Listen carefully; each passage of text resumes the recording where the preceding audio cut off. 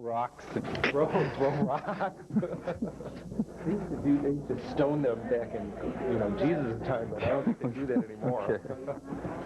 Okay, if you guys all want to get a seat and everything, we'll get started here. So, great.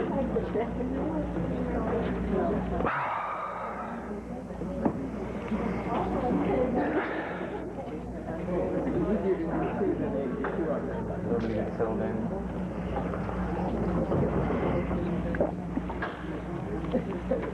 So I'm real pleased this morning to be able to introduce a speaker that was willing to come down from Seattle, Washington and speak at 6 o'clock in the morning his time. This gentleman really doesn't need a whole lot of introduction. He's about one of the most popular astrologers in the country right now. He is a full-time professional, as I said, from Seattle, and we're real happy to have Jeff Green here this morning, and his lecture is going to be on Pluto, the evolutionary journey of the soul.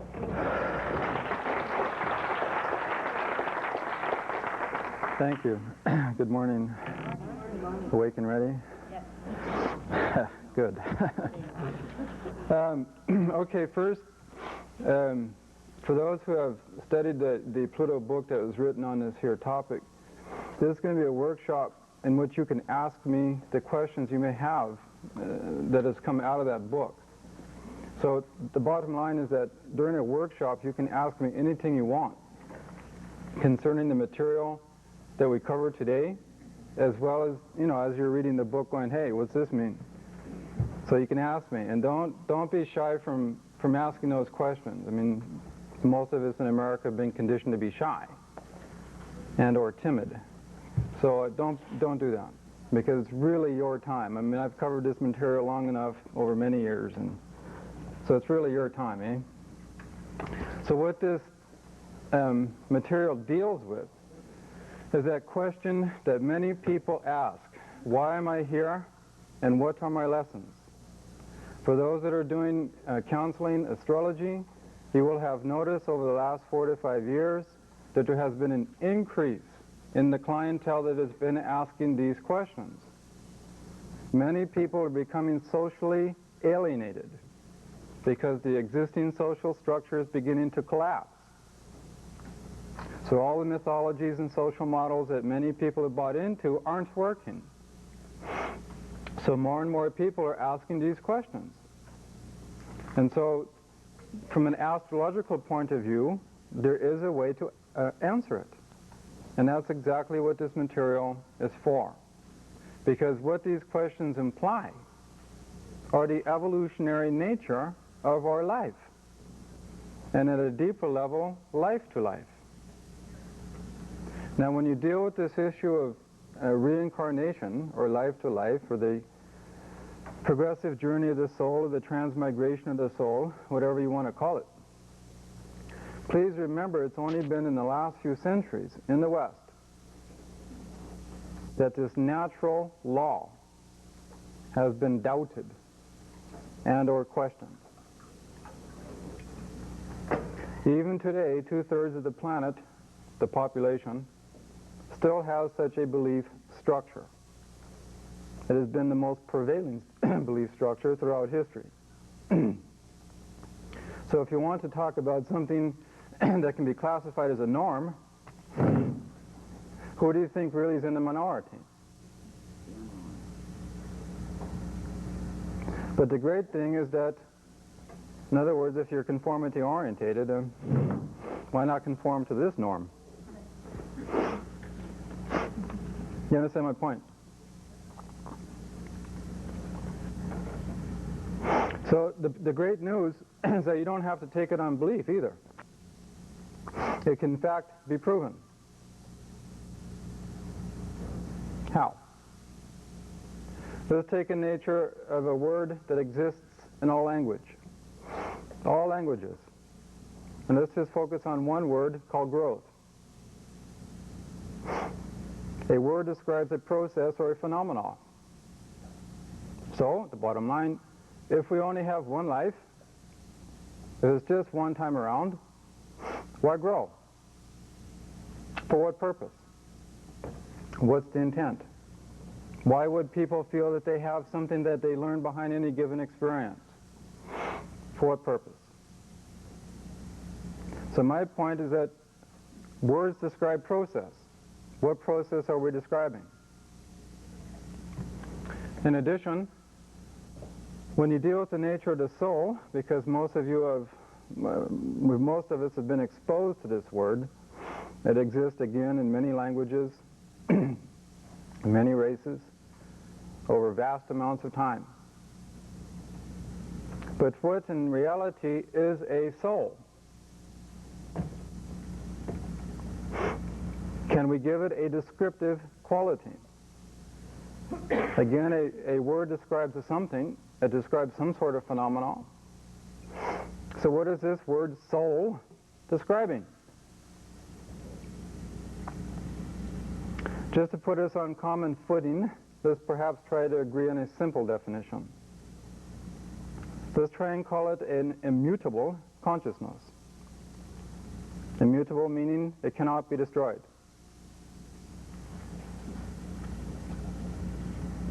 That has its own inherent individualized structure. i.e., a soul has a structure. That has its own eternal identity. An example of this phenomenon would be Seth. i.e., Seth speaking through an entity named James Roberts. Who's doing the speaking? Seth. From a soul point of view, meaning that soul has that name. In effect, you have a egocentric structure within the soul itself. That's its own word, is it not? Ego. That of itself describes a phenomenon, does it not? And we have all grown up in a culture, at least within the last 20 years or so, in which for those who have attempted to spiritualize, you have learned this thought to get rid of your ego. Well, for those that have struggled, you find out it's not possible. So what does that mean? I mean, we can't surgically open the brain and remove the ego. You can't even find it. You can't find thought, nor can you find consciousness. And yet it exists. For those that studied, excuse me, but you know, the early part of the lecture I'll probably just ramble here because it is 6 in the morning for me. So if you don't mind digressions. But you know, the Buddhists have a happy little saying called the causeless cause, or the formless form. If you really want to understand the nature of this truth, meditate on the nature of thought. It exists, but you can't find it. You can't open the brain and drag out a thought. So clearly it's a formless form. But anyway, the ego, what is it? Let's just use the happy analogy of a movie projector. And imagine now that you have a film thing, reel of film. And you've got a screen. If you don't have a lens, are you going to see the images on the film? Similarly, the ego of the soul and the personality that it manifests are focusing agents within consciousness. From a purely energy point of view, it's a vortex that creates an image of oneself. And is necessary. It cannot be removed. It's an inherent structure of consciousness. Even if you take your greatest of the great, the Jesuses, the Moseses, the Buddhas, they could not even utter their own name, without an egocentric structure to create the name. So the issue is not getting rid of the ego, so to speak.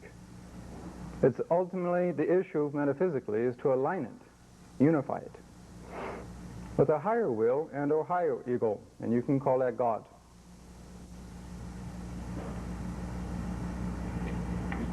This is the true meaning of those words, getting rid of the ego, in a sense of just identifying with it subjectively. So really what you have here is a mistranslation from Eastern literature to West.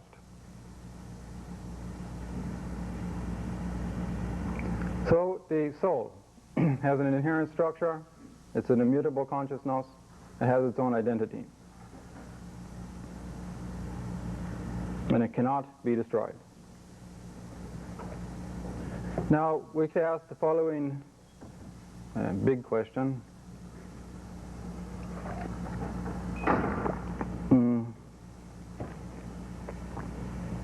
Why was the soul created?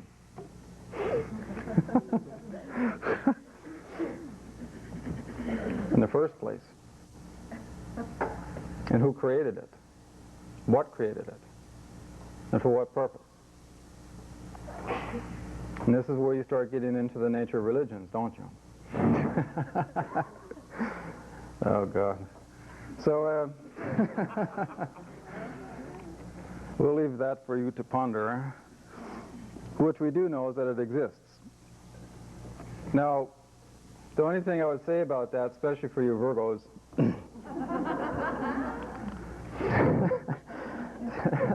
just meditate on the nature and origin of imperfection.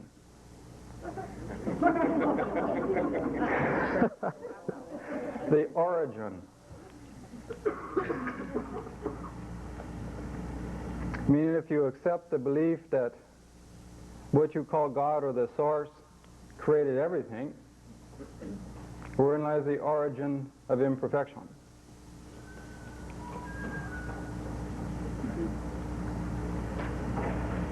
The point here is that if the Creator was perfect in the beginning, there would be no need to create.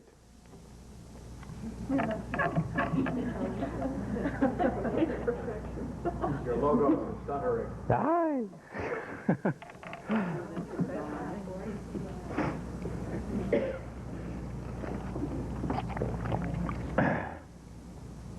This is not working.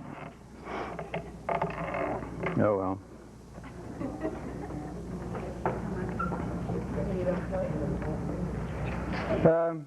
Always meditating on imperfection, I guess so. Overload the circuits or something. So my point is that if that what is called the Creator is perfect in the beginning, there would be no need to create anything. But also try and keep in mind this following fact, and which is the basis of evolution, by the way. The interface between imperfection and perfection. And again, I ask you the question, wherein lies the origin of this issue? It exists because it exists. We can observe it, we feel it, we experience it. That cannot be doubted. So my big metaphysical question to you and myself is, wherein lies the origin of this issue?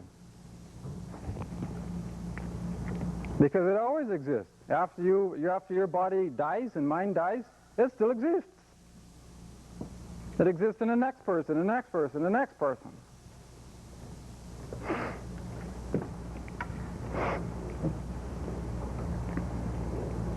But try and remember that, if we use the analogy, let's use, imagine now, water. And let's, if I pour water into this cup, is not that water going to reflect the nature and structure of this cup versus the inherentness of the totality of the water? Similarly, when you take the phenomena of consciousness and you pour it into the inherent structure of human consciousness, it can only understand the truth that that consciousness is capable of understanding, that reflects it. That's why you have all these personified images of God and the goddess, reflecting human form. But my point to you is this: what if we lived on some planet in the Pleiades? And the nature of creation there relative to consciousness was different. Would not their pantheon of God and goddesses reflect that? Or do you think it's going to reflect our image? So, do you understand my point? So, if we deal with the nature of the soul, what you have relative to this interface between perfection and imperfection is the linkage to desire. Desire. The desire to perfect. The desire to be perfect. The desire to eliminate imperfection. / growth. / evolution. We can all, again, don't take this on faith, we can prove it right now. Is it not true? Because look, the evolution of the soul in the end is based on the elimination, the progressive elimination of imperfect / separating desires. Separating from what? That which created the soul, whatever that may be. And so you have this inner dynamic in the soul, one desire to separate, one desire to return, which is, in fact, the basis of what a psychologist would call free choice, and or what an esoterist will call karma, meaning that which you desire must translate into an action. And relative to Newton's observation of gravity, cause and effect, you have a reaction, which is equal or proportionate to the action. This we can see. So, to prove it, is it not true that any of us can have whatever separating desire, the new sofa, the new lover, the new position, and we might have the ability to obtain what we desire, and we might have a temporary sense of satisfaction, eh? But what replaces it?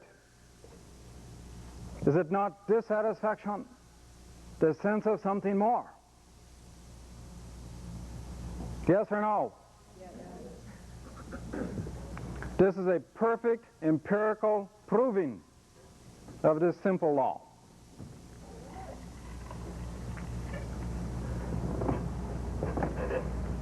It's not their hypothesis, you've just validated it yourself through your life, as all peoples have for all time.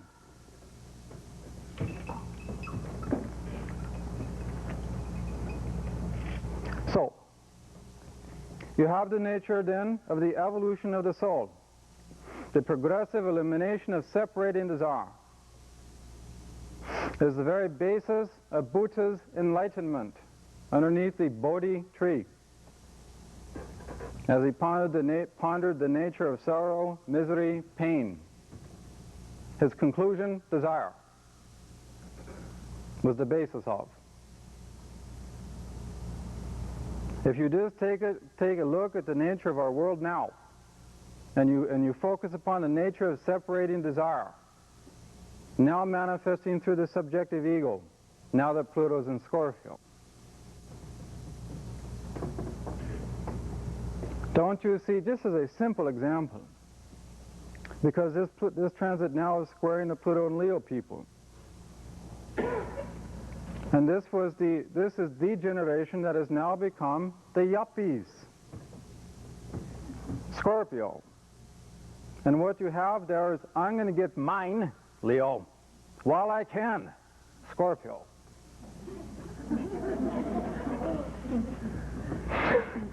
You understand my point?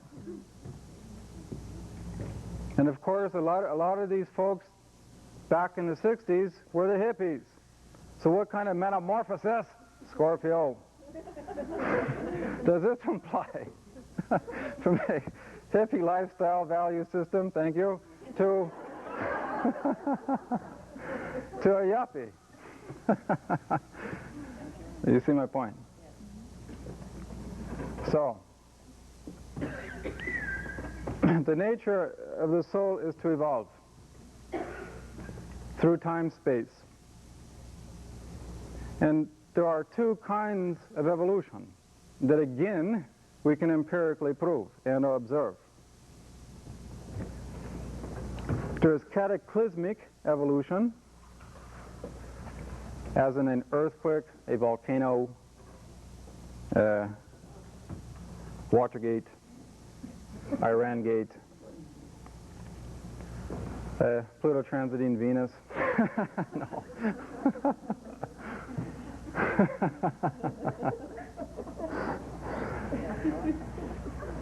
Or the slow yet progressive evolution, as in Darwin's notion of uniformity, the theory of uniformity.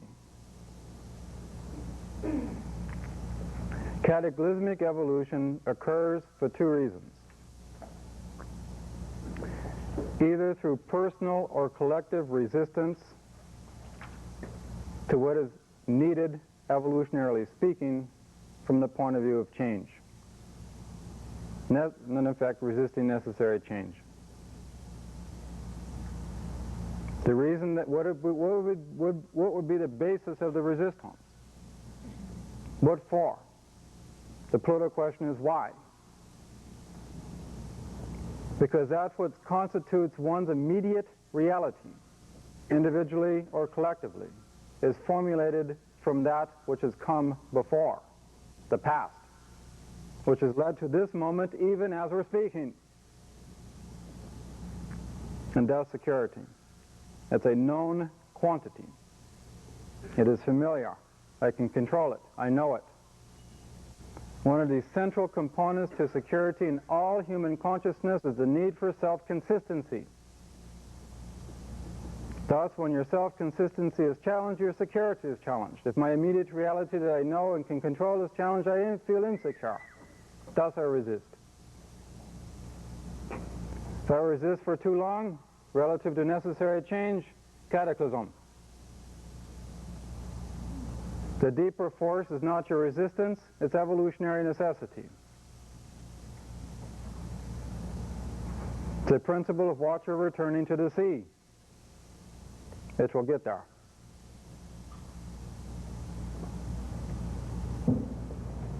So just as Nixon tried to resist what was happening around him, keeping in mind he has a 10th house Pluto, which was the resistance based on? It happened anyway, relative to evolutionary necessity. And keeping in mind that Watergate exactly happened when Pluto was transiting Nixon's south node, the past, coming to a head. Coincidence, synchronicity.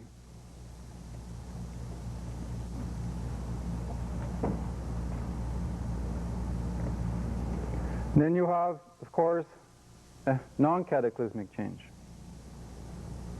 which is simply slow, progressive evolution. One thing evolving to another thing over a great amount of time.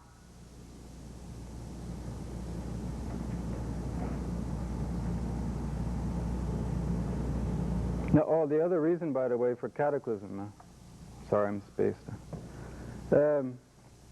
is a result of karma, meaning some prior action equaling a reaction which is either happening now or has been deferred and is happening now. In other words, if I go out and kill somebody now, it's not fated that I myself get killed now. It can happen later, can it not? That's a deferred reaction. These are, again, things that just happen. It's life. It's not theory or hypothesis. My point is, how do you explain it?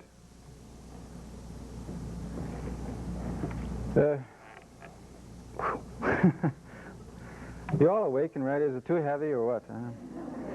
I had a question. Yes, sir. I got stuck as I was trying to ponder this on one question. The cataclysmic aspect of that is involved in evolution is caused by a resistance to necessary change. Yeah. I perceive the soul as resisting change, as threatening a sense of annihilation through its sense of its own structure, its own nature. And if the soul wants to survive in its current structure, what causes its resistance to the annihilation of its form? Oops. Thanks a lot. First of all, the structure of the soul will always survive. But not in its form. Because The form of the soul is constant. now that's where I have to grasp that if I don't get it. Well, it's based on the ultimate evolutionary journey of the soul is to return or merge or unify with that which created it. I thought the soul was expressive of a particularized form of individuality. No, the ego is. That's what you're mixing soul with ego / personality. Okay. The soul simply generates and or creates a personality that it needs. It's like a coat over a body. Generates a personality that it needs to accomplish its evolutionary intent in whatever life. Each personality is oriented to the universal in its own unique way. Thus its interpretation and experience of that reality is unique to itself. It's a classic example of something happening, 10 people observing it and having 10 interpretations of the same phenomenon. Personality. That's what changes. Would the soul be more a sense of incompleteness that is striving to complete and heal itself then through taking on certain ego characteristics to fulfill it in that incarnation, in an evolutionary kind of pattern? I got lost in that question there. Well, I sense if the soul doesn't have any characteristics of individual identity, in a sense, that's more of an ego, but the soul is an immortal, that doesn't add anything to the concept here, but if the soul has no particularized characteristics to it, but it's a more amorphous type of thing, and as I grasp the concept of soul, that it's an attempt at closure and completion of energy, and that the characteristics of the particular phase of this incarnation combines with an ego of a particular form in order to help the soul's closing and making more integrity for itself. Well, it's got nothing to do with closure or integrity. It simply has everything to do with the fact that the soul did not generate itself. It did not create itself. It was created by another force. This is, in fact, the very origin of the Christian concept of original sin. The original sense of separation. What did I do wrong? And thus the origin of the guilt trip. Well, the soul, as I see it, continues. If one of the fundamental characteristics of the soul is its persistence, then why is the soul persisting except for a sense of unfulfillment and a motivation of because or longing for closure? it comes back to this point of the past equaling the moment equaling security. We are talking about experience through time and space. The soul is a consciousness. It's immutable. It has memories like personality has memory. It gets used to being separate. And keeping in mind that the soul has not created itself in the first place. Of itself, it's imperfect. So if it's had a series of lives over many, many centuries, generating experiences, memories, orientations, awarenesses, it gets used to it. If I get used to wearing the coat on my body that's making me warm, am I going to take it off? Nah. Wait. We have to... What? My question is on the same. What? My question is on the same. Go ahead. Well, then, if you come into this present incarnation with this soul that has all kinds of past experiences, Yeah. you are carrying the past experiences with you into this present incarnation.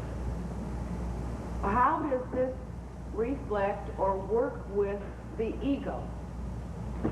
It becomes the very basis of establishing that ego. All that which has come before is every bit of it contributes to the totality of your personality that the soul makes this time. Because that past, future, and the interface in each moment will be reflected consciously in the personality. How many of us are conscious of the soul? The past lives of our soul? Just the nature of it. To have your consciousness, the center of gravity of your consciousness, the point of awareness of your consciousness, centered in the soul. You never thought of it? Well, that's why you have mystical traditions. That's the nature of meditation. To do just that. And to break the over-identification with just a personality in this life. So what you have, most of us can be aware of the soul by its effects, not the awareness of its causes. That's what is generating a particular motive, desire, intention, and so on. But we are aware of the effect. And that's how we can, in a echo-like way. What makes us aware of the effect? The past, Your life. the present life? Yes, if I have Pluto transiting my Venus, and I'm starting to experience the effect of my relationship degenerating, I'm aware of that effect. Am I not? Wherein is the origin of its cause? My soul is needing to grow, metamorphosize, and I'm experiencing limitations now, which is really to say limitations in myself. But I'm now projecting Venus through my relationship. I'm aware of this effect. Now, you see my point? Now that's your ego. The ego is conscious of that reality.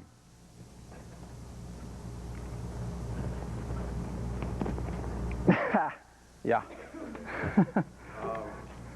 First, this is like, we're playing with belief systems, but when you talked about God creating a spirit, I can't even phrase it right, but I guess what I want to say is God creates because God creates. That's his nature. And resistance is what causes us problems. We have a dilemma we stop creating when we resist, or we create resistance. Mm-hmm. But you were talking about the interface between perfection and imperfection. Yeah. God could never be perfect because that would be a static. Not true. What is called God itself evolves. Right. Yeah, okay. So then all the soul does is take abstract thought and we live it. We manifest in physical realities to live out concepts that to the soul are unlivable. No, because I understand where you're at. I mean, you're having a conflict between the natural order and all kinds of conditional thought sequences reflecting what is apparently called truth. And my point is, the whole nature of the soul and what your dilemma ultimately reflects is the need to unify with natural order, natural truth, not abstract. Because in the end, what you see, the natural order is very simple. It's what people call truth. In the end, the truth of the creation is incredibly simple. It's only when you start studying each particular point of creation that complexity occurs, which is the interface between Pisces Virgo. We are living now in the Virgo sub-age of the Piscean age. That's why you've had this incredible acceleration in technology and science and being able to look through the microscope to the point of seeing non-matter. Even the physicists have reached a point in their microscopes to where they can look so deeply into the nature of matter and or energy that there's no more cause. So that they themselves are making these statements, the causeless cause. Well, Buddhists said that, 4,000 years ago. So what you have here is the interface between the inner microscope, Pisces, and the Virgo microscope, and they're reflecting the same truth. But my point is that in the end, Pisces, it's simple. And it's only when you study the part within the total creation that you have complexity. And it's when you focus on the part that you make these abstracts. So, one more, yeah? Do you have an explanation of why the source individuates the soul? Perhaps your point of... Why the source created anything? It comes back to this point of imperfection. Beyond that, I don't know. Who could? Well, this is my question. Do you? Well, that comes back to my point of the water in the cup. Because only so much the consciousness and the human structure can grasp. And there is that which is not graspable and or knowable from the point of view of human consciousness. And so that the nature of the biggest question is unknowable with respect to, so all you can do is describe phenomena and experience phenomena, and that which exists. It's something that is just accepted then. To a limited extent, yes, it's true. But what you're accepting is the obvious. But there isn't a why. Huh? Why? The big why? That's like saying what's the origin of the Big Bang. Wasn't the Buddha able to merge his consciousness? Wasn't that the point? To merge the consciousness with the wider consciousness? Well, it's true. Why, in a sense, the ego and the personal ego is not disappeared, but it's shifted into another gear, and you tune in with the other. Yes, but look, even Buddha made that statement, that there's only so much that human consciousness can know even after it's merged. And in the end, the essence of Buddha's teachings, if it comes down to one word, is suchness. What is suchness?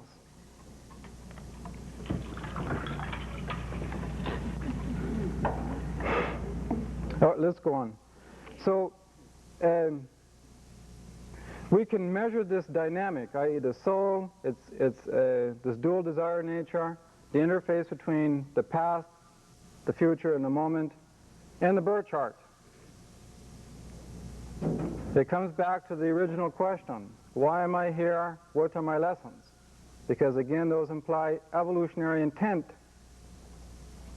So, the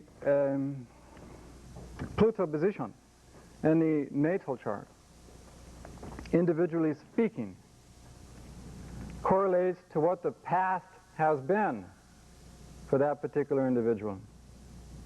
What kinds of desires have been in operation prior to this manifestation, to this life? What constitutes familiar memories and or experiences that the soul automatically gravitates to in this life? See, now you can speak about it even non-metaphysically, because the natal position of Pluto is now going to correlate to what psychologists call emotional complexes, and or in what you've learned about compulsions or obsessions, and or the nature of defensiveness and or vindictiveness. Or because what am I defending?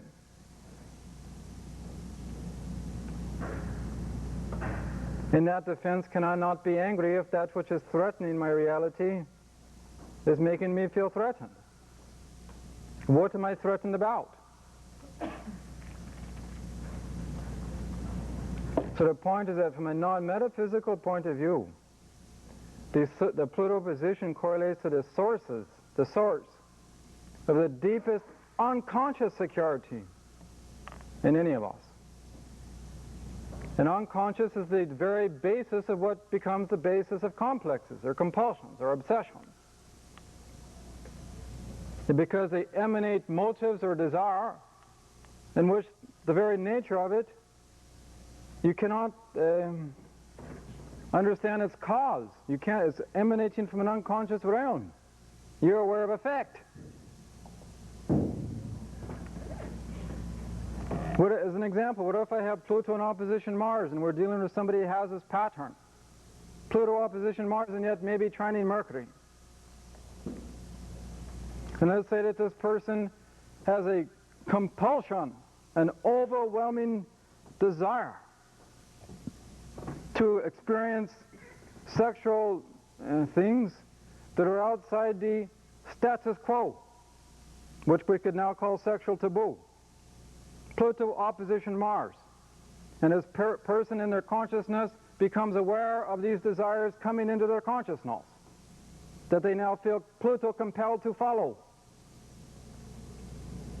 And yet they're trying out to Mercury, mentally they're going, I don't want to do this.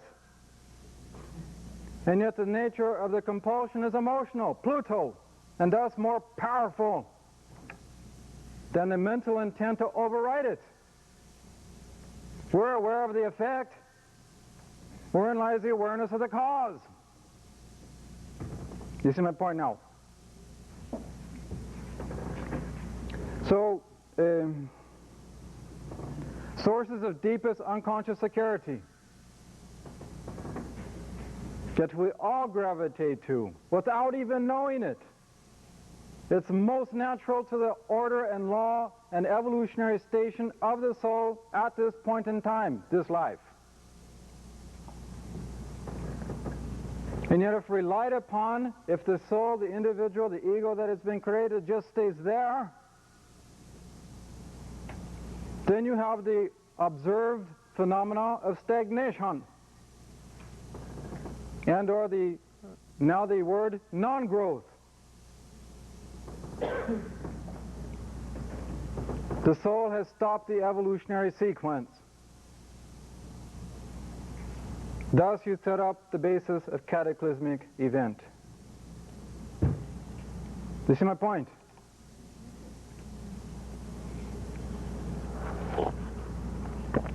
So we can describe this phenomena for each of us. Each individual house position of Pluto describes this for each person.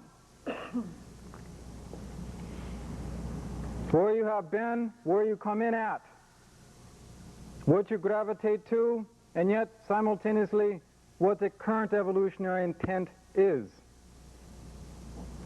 in order to effect continuing evolution.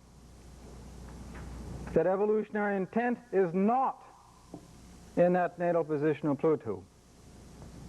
It is in the opposite house and sign. We are living in the land of cause, effect, and duality. Light, day, male, female, and all these polarities. So with respect to evolution, the polarity point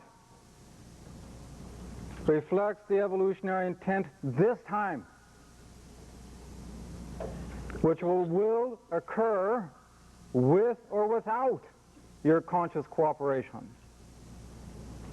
Just as Nixon experienced Watergate, the polarity point for his 10th house Pluto, 4th house. He had to utterly generate and create an entirely different self-image, 4th house. And thus an entirely different experiences generating security. Something other than that 10th house Pluto, i.e. career, president. Now he was himself, did he not make the statement, I am president, in one of his famous lying speeches? What is implied there? That the I structure, the ego structure, is utterly integrated to the social function. 10th house. To the extent that the sense of self-concept and security, familiarity, self-consistency, is now Pluto overly identified with it, overly invested, Pluto, to the extent that personal evolutionary growth is denied. So what is the polarity point here? He had to learn how to see himself without social position.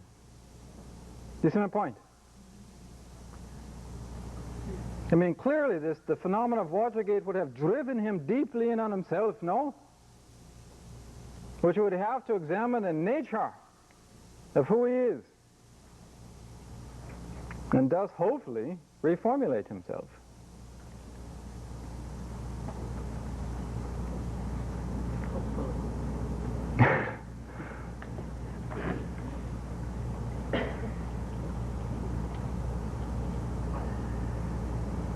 Guess who has South Node in Scorpio?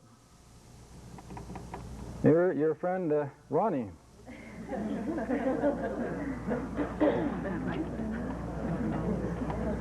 And guess when Iran Gate happened? Pluto transit. And guess where that South Node is?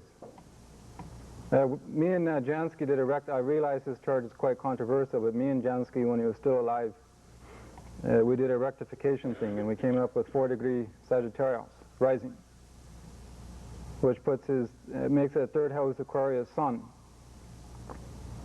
And the South Node's in the 12th house in Scorpio. Now, all of you have heard in the papers, or read in the papers, the Teflon president. Does this not describe a South Node in Scorpio in the 12th house? But my point, look at the nature of Iran Gate. You see, what was the basis of it? Was it not a covert something or other? Was it not based on illusions and delusions and lies?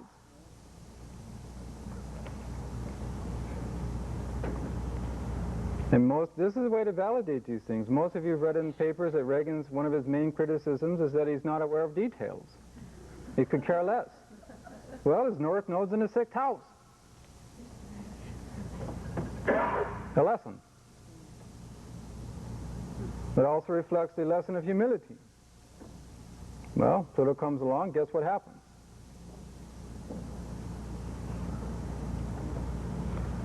So anyway, the current evolutionary intent is described by opposite house and sign for all of us. And it will happen with or without your cooperation. The water will return to the sea. Obviously, if you are developing awareness of what you're trying to accomplish and you cooperate with it, then you can hopefully minimize any potential cataclysmic event, unless it is karmically determined relative to prior action. And this is the basis of what you now call fate.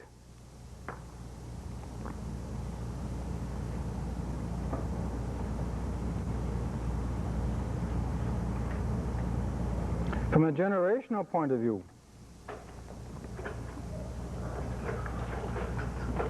obviously millions of people are going to have Pluto in the same sign. Pluto Leo, Pluto Virgo, etc. What you're looking at here is that it takes a whole bunch of people to effect the planetary evolutionary needs. No one person can do it for the planet, unless you're a highfalutin type. So an example, keeping in mind the law of polarity. A bunch of us in the room here have Pluto and Leo.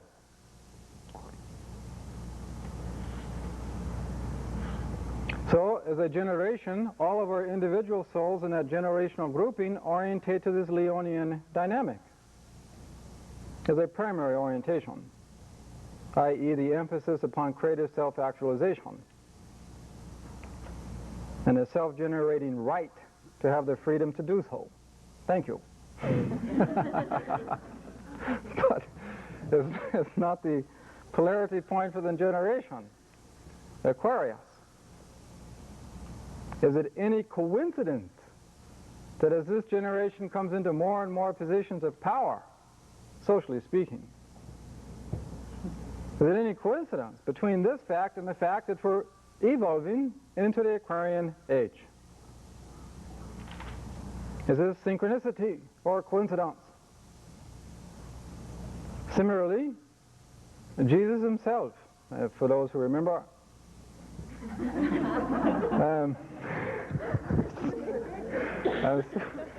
I am a Sagittarius like Rob, and we do have to have fun sometimes. This Pluto was in Virgo. He himself said that he was here to usher in a new age, now known as the Piscean age. Well, polarity point, Pisces. For him. Coincidence or synchronicity? You see my point here? So it takes a whole bunch of people to have Pluto in the same sign to effect the evolutionary necessities of planet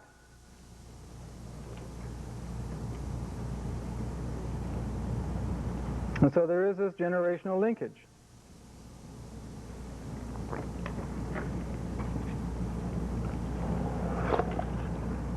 It becomes the basis of what used to be called the generation gap, or whatever it used to be called. What was it called? Generation gap? Because a sign that follows another sign is going to be a natural irritant. Leos irritate Cancer. Virgos irritate Leo. So on.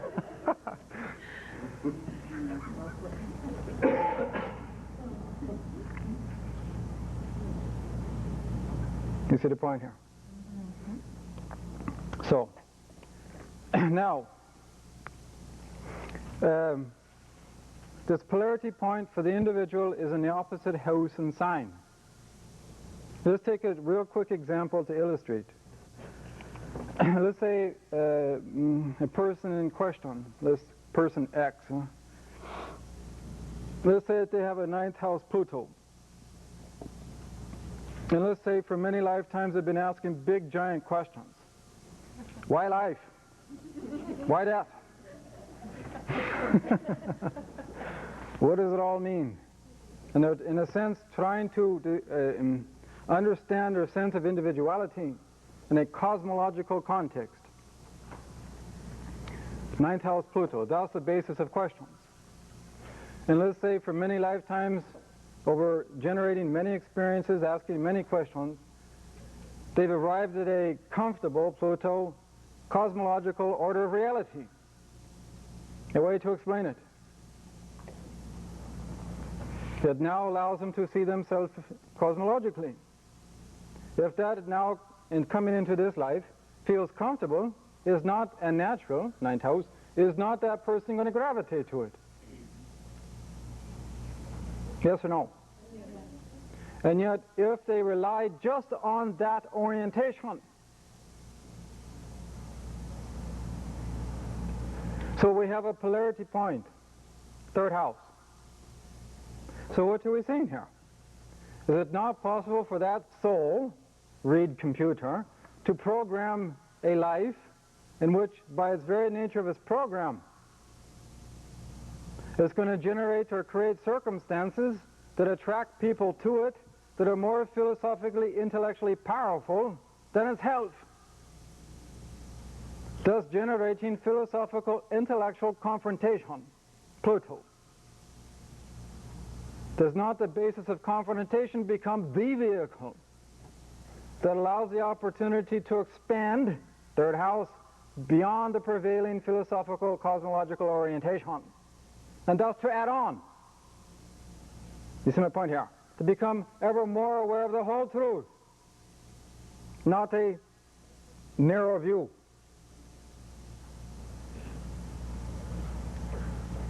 And thus we have a rebirthing of that natal 9th house Pluto. It becomes a bit less defensive relative to what it's trying to prove. You understand the point now?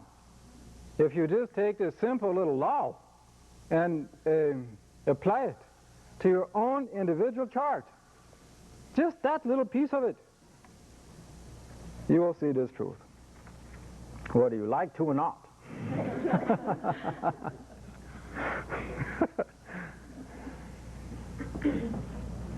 Because don't you see the sequence between God, soul, ego? It's the Trinity.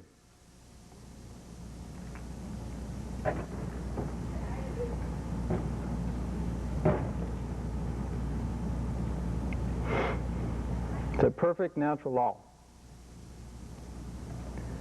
Now, Pluto does have a relationship with the nodal axis, the south and north node of the moon. Because most of you have learned in your traditional book that moon also correlates with security and emotion and familiarity and self-consistency, thus the past. It does correlate to your a very conscious component within your consciousness. In our view, it correlates to the ego itself. The moon does. You know, some of your traditional books say sun correlates to ego. If that's true, it's constant. The fact is that your self-image, your ego, is always changing. Is it not true?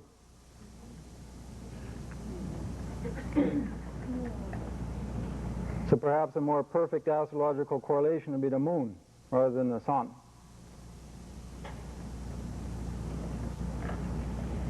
Now, with respect to the south node of the moon, in relation to natal Pluto, this specifically correlates to what we call a mode of operation and or action that has allowed the prior life evolutionary desires of the Pluto, the soul, to manifest, to take place, to occur.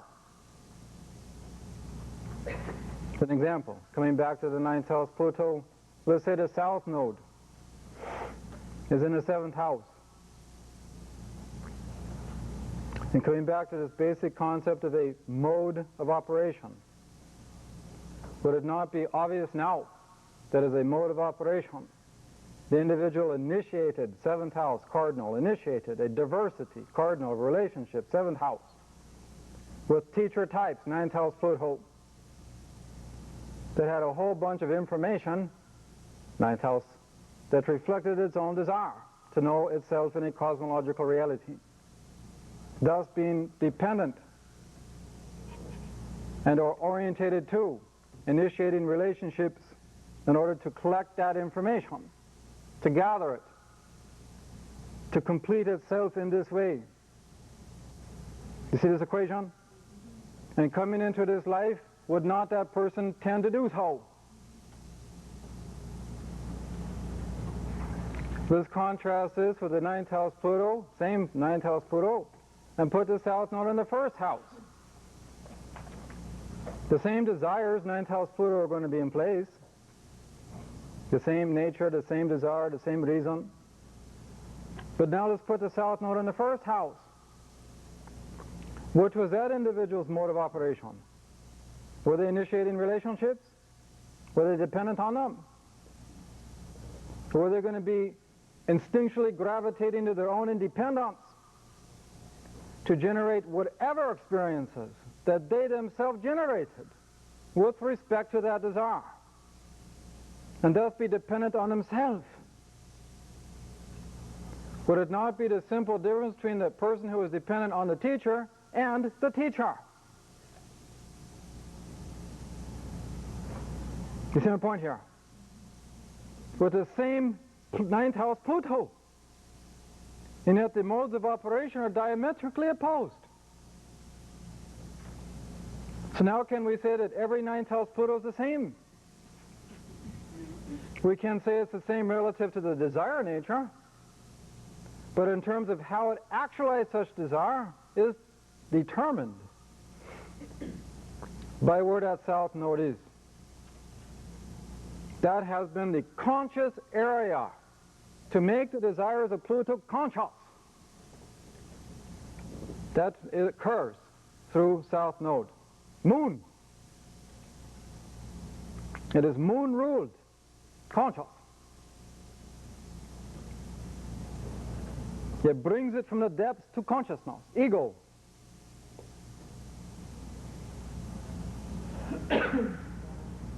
Again, if you just take your own case and just reflect on your case, you will see this truth.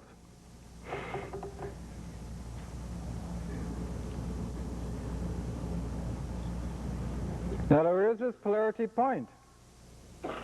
So if we deal with this 9th house Pluto, and now coming back to the south node and the 7th, are not the polarity points the 3rd house, and now relative to the nodal axis, the north node? In this case, the north node would be in the 1st house, would it not? The north node now describes their current life mode of operation that will allow the polarity point of Pluto to become conscious, thus actualized.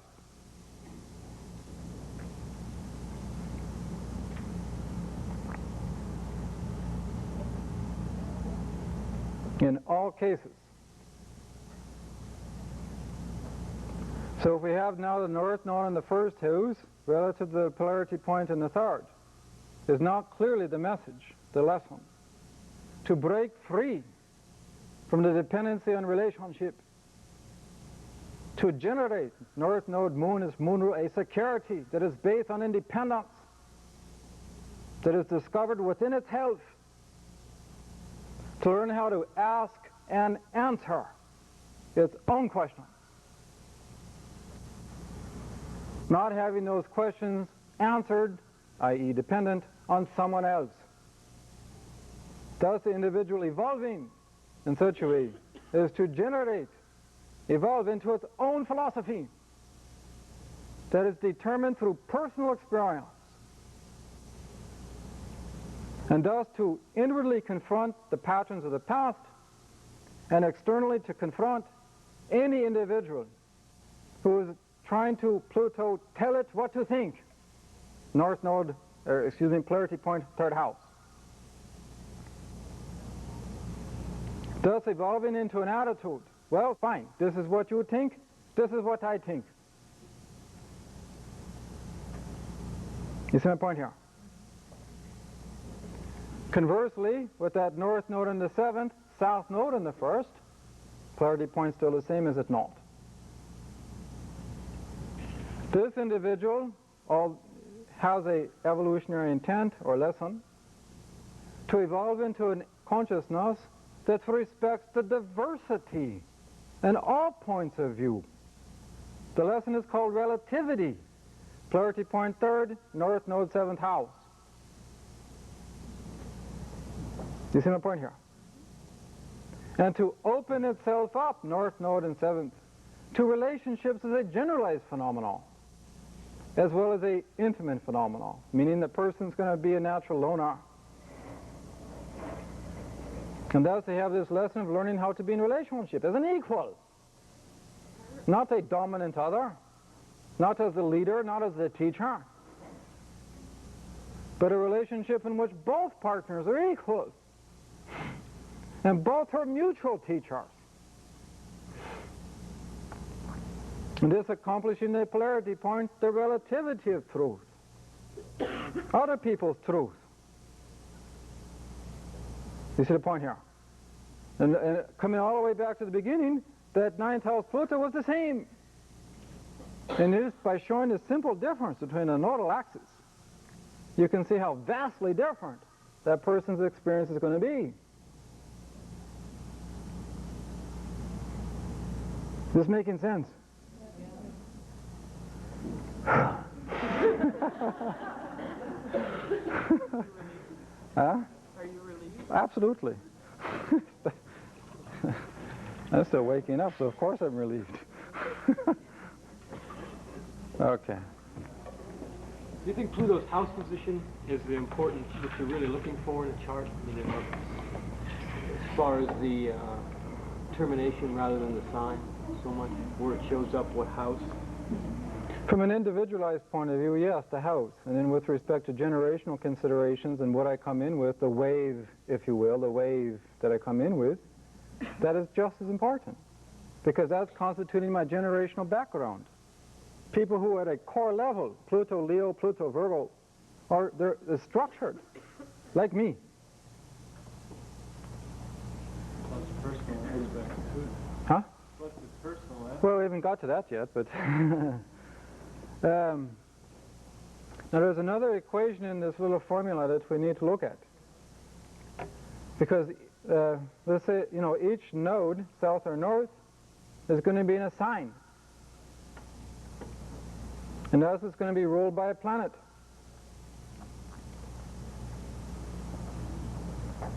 The planetary ruler of the south node, by house and sign, has operated prior to this life. It's what we call a facilitator. Has operated to facilitate the experiences that are reflected in the south node. In other words, the south node is operated to make the desired nature of Pluto conscious And the planetary ruler of that node facilitates that awareness, that experience. It correlates to additional experiences that allow that south node to operate, which in turn allow the Pluto to manifest. This example, 9th house Pluto, south node, 7th house, planetary ruler in the 4th. Would it not, this is just a possible scenario, would it not be possible for that person to have gravitated to their parents as a primary source of information relative to philosophical, cosmological questions? Yes or no? And that their sense of security and self-image and identity is linked with their parental belief structure. A facilitator, additional information, again reflecting the law of the Trinity, because the north node is going to have a planetary ruler too. And it's going to operate to facilitate the north node. So you have the law of the Trinity doubled to equal 6. The chakras.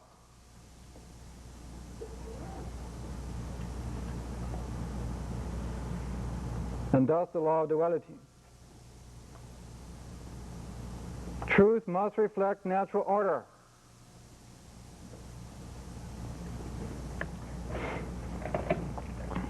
Yeah. What if the ruler of your north node is Pluto? Just hang on, we'll get to it. There are exceptions to all these happy rules. If you have an aspect coming up to the ruler of your north and south node, is that going to kick in? We'll get to that. Who's been kind enough to be making me all these coffees? That's great. Thank you. You take it with sugar or not? Just no. Like, thank you very much. Quite kind. Now again, you can address these issues or look at these issues non-metaphysically, because not every client coming in your door is going to be concerned with karma. Not every client's going to be coming in, why am I here? What are my lessons?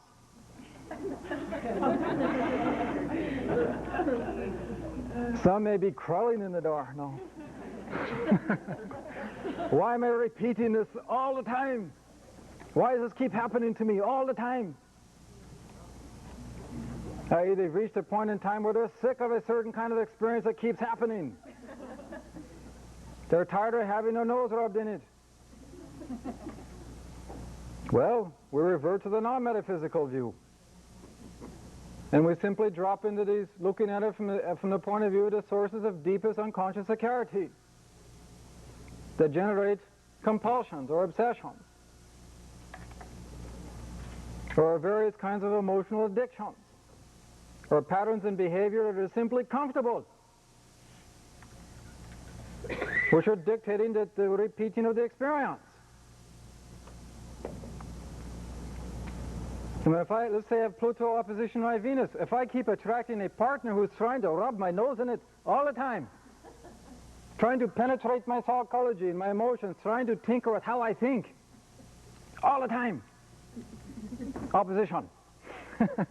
Can I not perceive that as an opposing force to me? Yes or no? And could it not set in motion these very deep alterations of emotional reaction to that partner, called now attraction repulsion? Could it not generate these cycles of being completely united and completely apart? Could I not myself be pushing my partner's buttons? Oh no, no. Not me. Me?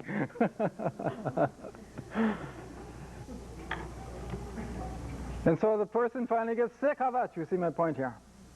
We don't have to talk to them about life to life or any of these things. We just now offer them strategies to accomplish change, which are now reflected in the polarity points, etc., etc.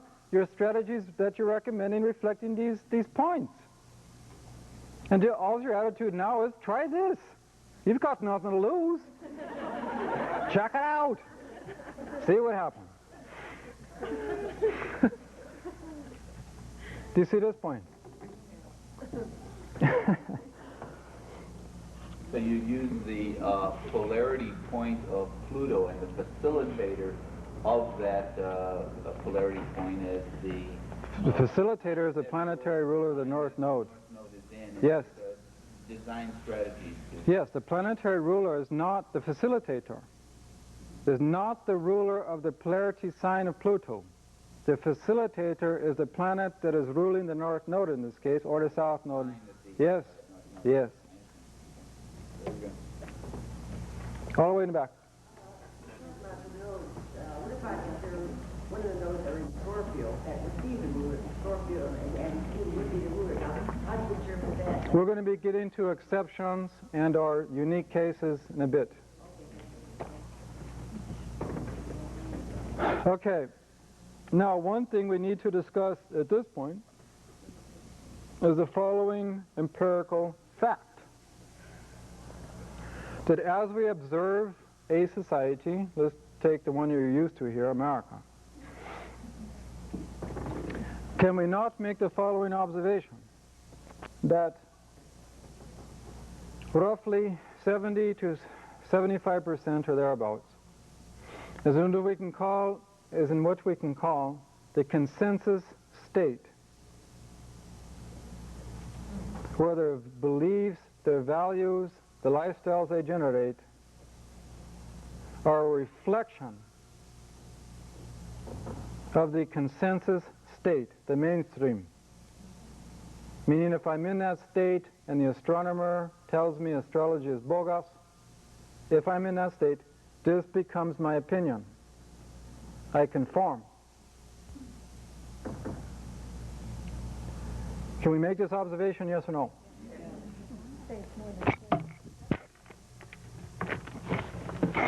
No, it is roughly 70%. At this point in history. If it was not true, Reagan would not have been elected. No, I'm saying it seems like it should be more like 80, maybe 90%. Oh, it's not quite that high, thank God. Roughly 20% or thereabouts is what we could call the individual state of evolution, where they have been evolving beyond or out of the consensus. In other words, if I find myself in an individual state, or what a Jungian psychologist would call the individuated state, then if an astronomer tells me astrology is bogus, I simply say, no thank you, I will think for myself. The person who will be in their consensus state, or their, what I call in the book, their herd state, unfortunate use of words, but nonetheless descriptive. These people will vibrate to conformity. Their sense of identity is simply an extension of the times that they are living. There is no ability to discriminate or distinguish or in some way detach from that fact that they are a soul with another personality living in this time. Their sense of total identity is in the times that they live. It's exactly one of the reasons why history unfortunately tends to repeat itself. Because the lessons that we've learned, look at the word again, lessons that were learned at some other point are not somehow remembered and or applied. So 20% or thereabouts is in the individuated state, or individual. These people vibrating to independence and or rebellion. Some percentage of this group will even be socially alienated, not feeling comfortable or at home in the society or culture that they are born into.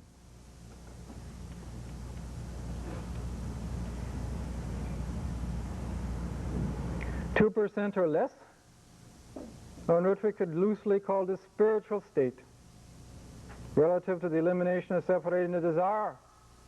They have been evolving over a great length of time in such a way as to begin to really manifest the desire to understand their sense of identity, their individuality, their sense of existence in a universal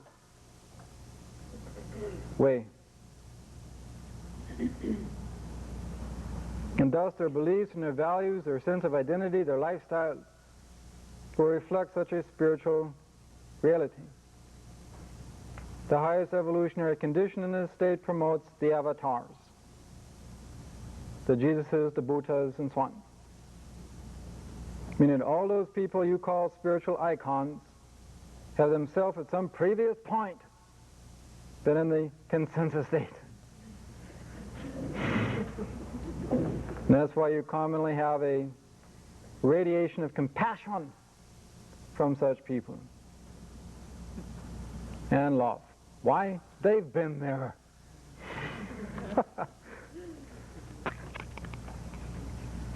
Now 2% or less are souls that are evolving into human consciousness from other kingdoms.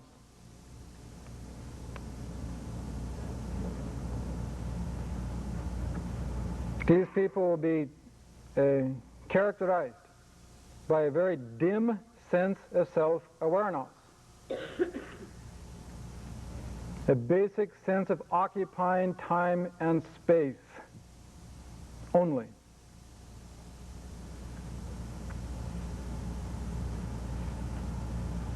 Some of this can correlate to the various mental conditions, cretinism, mental retardation, and the like.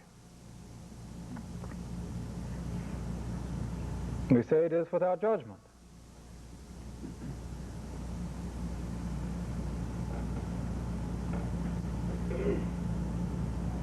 These are phenomena we observe. It's not a theory, it's not a hypothesis, it's a fact. So my point is coming back to the Pluto issue. Not every position of Pluto, i.e. the 9th house Pluto, will manifest in the same way. Of itself, it is dependent on the evolutionary station or condition of the soul. Not every 9th house Pluto person could be a metaphysical master, as an example. It might be a supreme car salesman.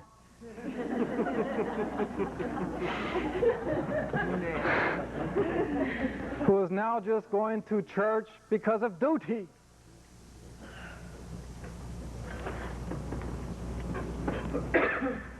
You see my point? It may be supreme at selling that car.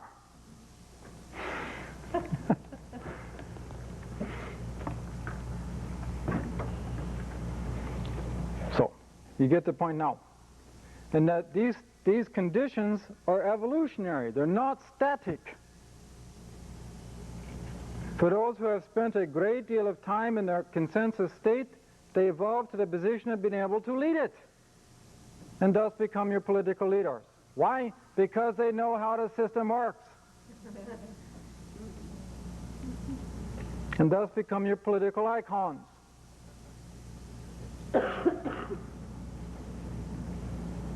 Is this possibly the true meaning of the cliche, the blind leading the blind? Yes or no? Especially nowadays. God.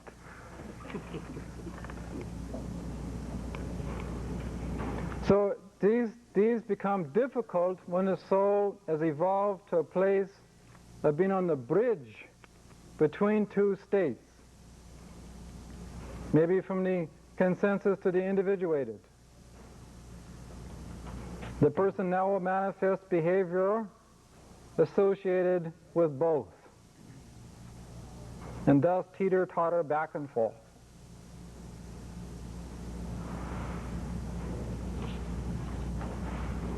So keep these four conditions in mind.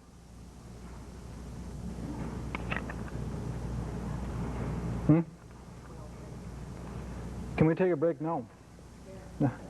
Let's take about a 15 to 20 minute break, then we come back.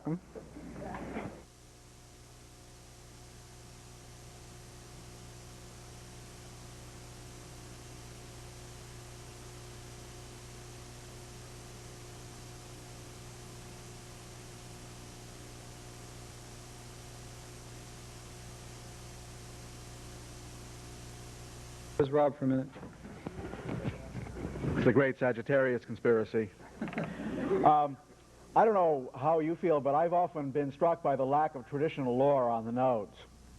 There isn't any in the West. There is in the East, lots of it.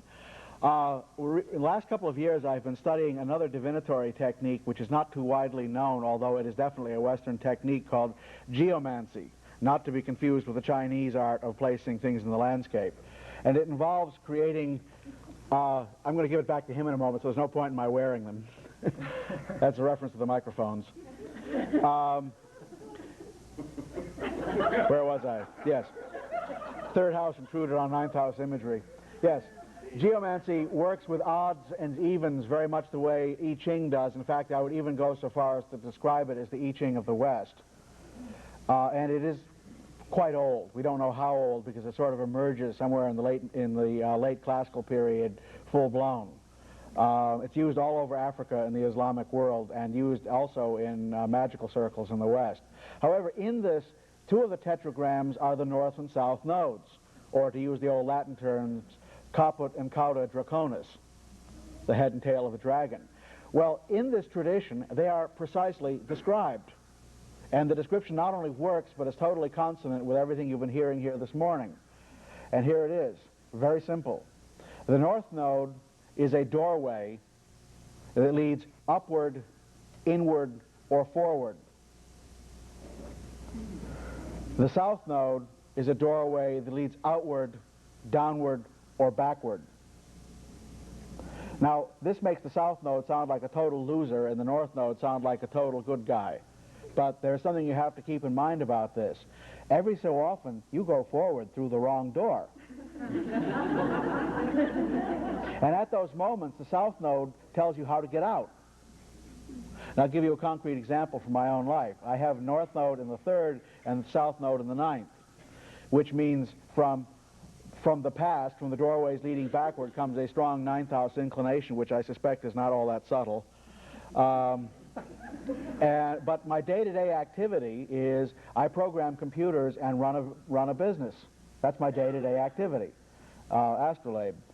And every so often, the details, being a Sagittarius, this is a particularly acute problem, the details just become overwhelming, and my 3rd house activity becomes totally distorting to my overall consciousness. So I go backward into 9th house. See, for me, 9th house is backwards. I go backward into 9th house, get a grand overview of the thing, and I come back with my consciousness somewhat healed. So I just thought I'd share that with you. Jeff kindly invited me up to do that. It's a really nice, simple, plain, concrete delineation for the nodes, and it has a lot of tradition behind it. Thanks, Rob. Thank you. Isn't that neat? Is that like saying he goes south for a while? Or what you call vacations, huh? Okay, so you can see in a very simple and yet very effective way how these nodal relationships work. And the esoteric way to explain that is simply the issue of death and rebirth. Because if one goes too far afield and or gets lost and or gets saturated in any given activity, one can feel like they're dying and or used up. And so we have to return to a place of nourishment, which is again a way of describing the moon. Nourishment / the back door. And so we re-nurture ourselves, and thus Pluto regenerate. And then we re-meet that front door, or north node, again. So the bottom line is that we're always going through this interaction of little deaths and rebirths and major deaths and rebirths throughout her life, which is the nature of metamorphosis. And metamorphosis is different than transformation. That's why you have two different words. And metamorphosis implies mutation, meaning one form mutating to another form. Evolution.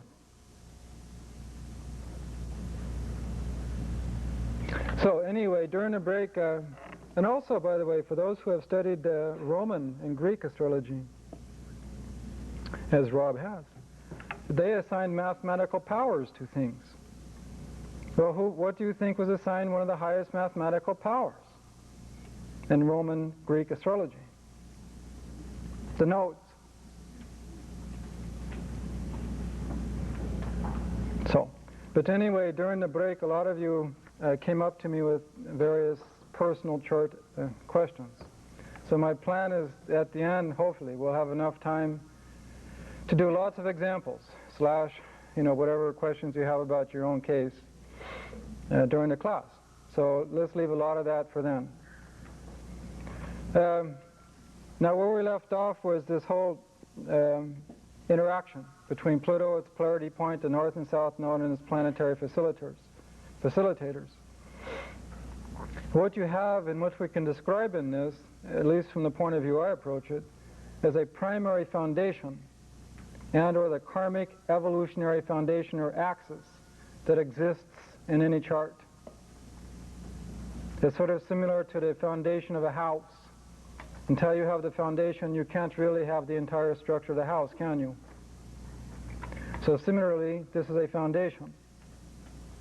And from this point of view, any other planetary symbol, i.e. the Venus retrograde in Virgo, etc., can be seen, interpreted as contributing to the evolutionary intent for the life that is being lived. And thus you can narrow your interpretation of the archetypes.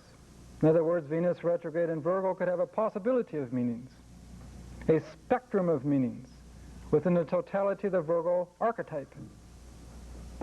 But by understanding the evolutionary intent, what has come before, where the individual is going, how that's reflected in the moment, the push-pull, the front door, the back door, you can understand the specific realm or what dimension of the archetype that Venus retrograde is manifesting, and thus make very specific interpretations that are incredibly accurate. And many of your clients, when you approach it this way, will just be blown out. I've had people actually come up to me at various places that I've been and been insulted that I know so much about them without knowing them. They'll read the Pluto book. How are you supposed to know this? What gives you the right to know these kind of voice? You know, my Pisces moon freaks out, but but that's how precise it can be. So, one thing we want to talk about now is some exceptions to the rules, i.e. when Pluto is conjunct the south node, and or Pluto and or a planet is in square to the nodal axis, and or a Pluto conjunct the north node. These are very specific cases. Now, when you have Pluto conjunct the south node, and in fact, for those who are Pluto natures, you will have many clients with this particular symbol, by the way. You can have one of three possible evolutionary karmic conditions. The first two will be extreme and rare, and the last one will be the most common. The first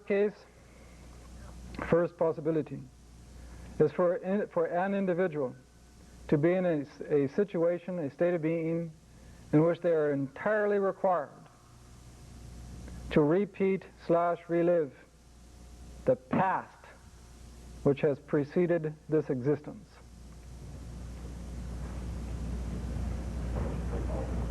And thus will be blocked or denied or in some way thwarted from actualizing the wistful promise of the north node.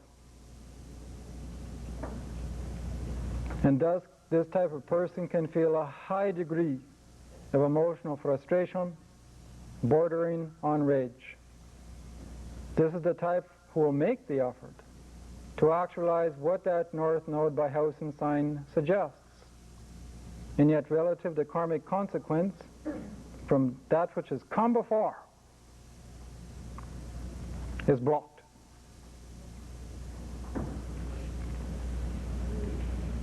This creates its own kind of Pluto confrontation, does it not?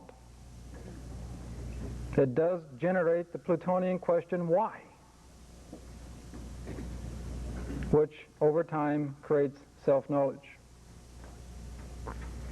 Commonly, this is a person who has resisted Pluto, the evolutionary intentions or lessons prior to this life, and or, through certain types of actions, is karmically determined to experience conditions related to the past. What that past is about is specific to the house and sign position of the Pluto South Node, and or stressful type aspects connected to those 2 points. This is the specific information. Let's say an example. Pluto 8th house, conjunct South Node, opposition Mars, 2nd house. This would clearly imply a Mars conjunct the North Node, would it not? So what you have relative to past conditions being lived, this is an actual case history out of the too many charts that I've done. This is a woman who was raped. And you can clearly see the sexual signature here. The point being that prior to this life, the individual in question had certain types of sexual desires which they themselves had imposed or impressed willfully on another. In relative to retribution, i.e. action-reaction, well, you can see what has happened. In addition, the person karmically, evolutionarily, had quite a pattern involving manipulation and use. Using other people's resources, psychologically manipulating to get what she herself felt she needed. And thus was entirely dependent on forming relationships with that which was outside of herself to get what she perceived she needed.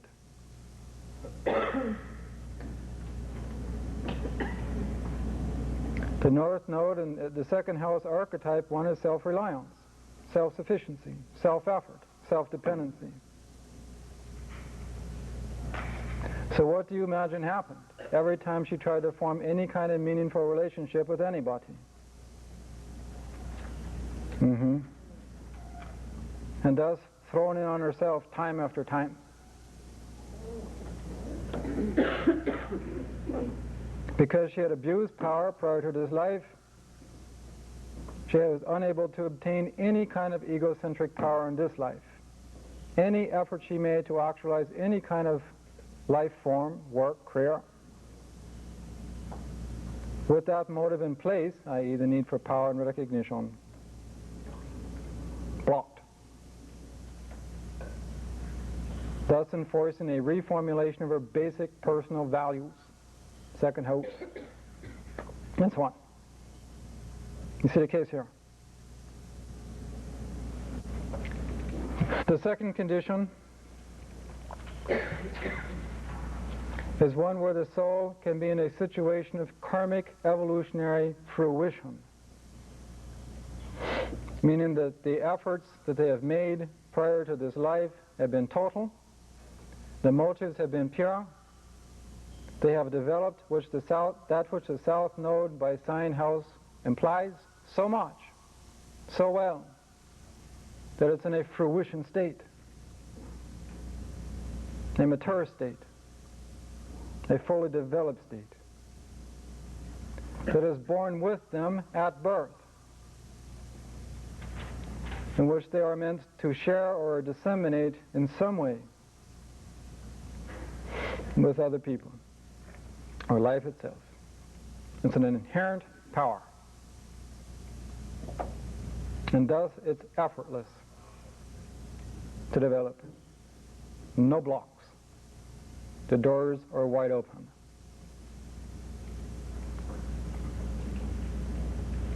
The third condition is the most common.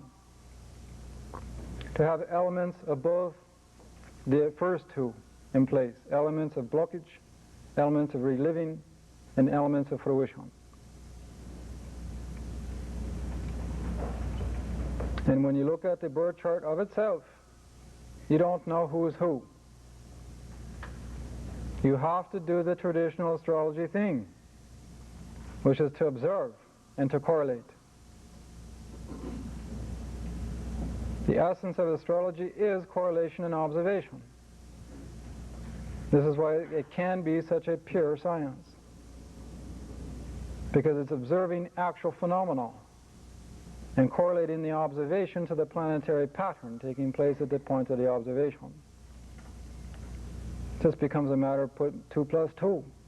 I mean, if you spend enough time working with 3 walnut shells and observing and correlating, guess what?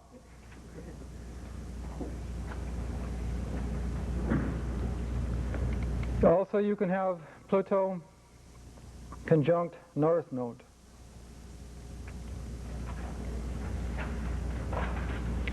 This indicates an individual who, prior to this life, has been working in that area, i.e. the house and sign that the Pluto North Node is in, has been working in that area of accelerated evolutionary development prior to this life, and is meant to continue working in that area in this life.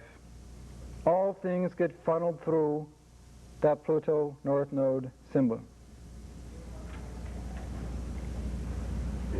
And thus, in this case, no polarity point.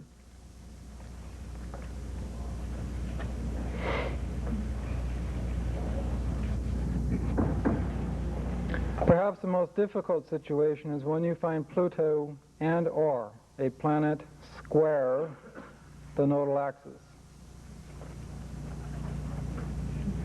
Evolutionarily speaking, this is what we call skipped steps.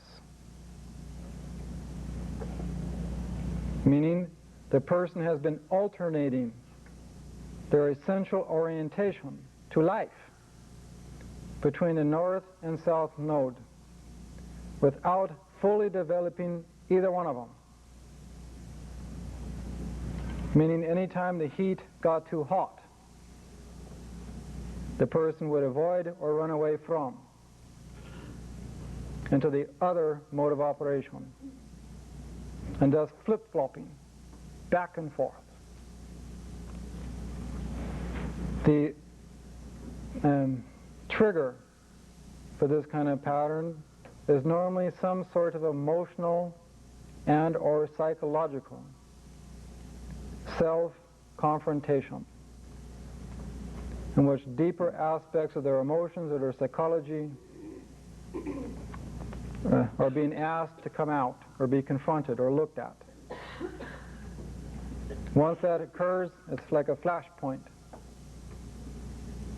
triggering the other node.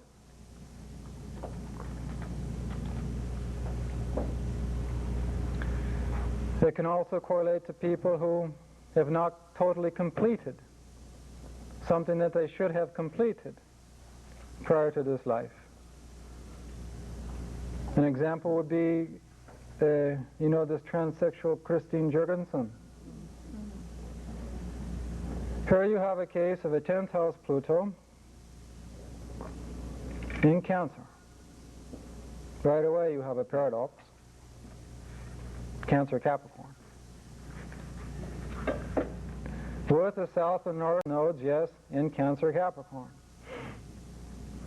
And Venus and Aries in the 8th house, squaring not only the nodal axis, but the Pluto that's now conjunct that south node in Cancer. So what you have here relative to skipped steps, or that which was not finished, was a gender issue. Meaning the first part of the individual's life, it had to finish being a male. And yet, because the primary intent was to be female, you could see the signature there, yes? The nodal axis, the Pluto polarity points, the signs. That finally had to manifest 8th house as an operation in which the gender was being metamorphosized, 8th house, through surgery. And then the person becoming Venus in Aries, 10th house Pluto, a leader, a champion of this particular cause. You see the equation here? Yes or no? Who's confused?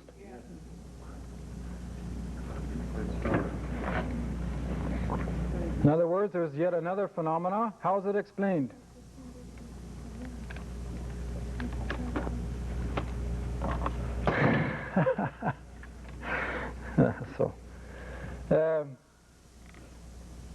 So the bottom line is that when you look at this as an astrologer / counselor, you want to create a consistent mode of operation for their life so that they can have stability and consistency, while at the same time accomplishing and fulfilling the evolutionary intent, which on the one hand is to recover the skipped steps so that the current evolutionary intent can operate and manifest uninhibited. So in this case, you want to determine the node that Pluto is applying to. Keeping in motion here that the node's mean motion is retrograde. So the simple way to look at it, the node that last formed a conjunction with Pluto will be the node that Pluto is applying to, whether that's the north or south.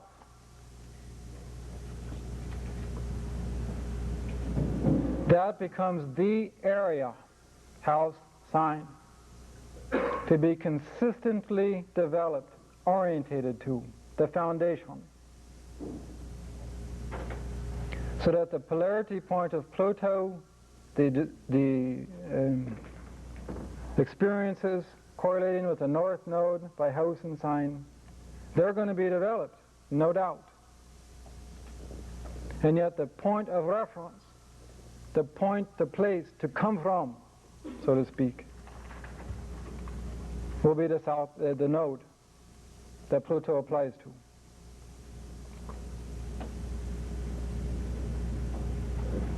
Then you create consistency.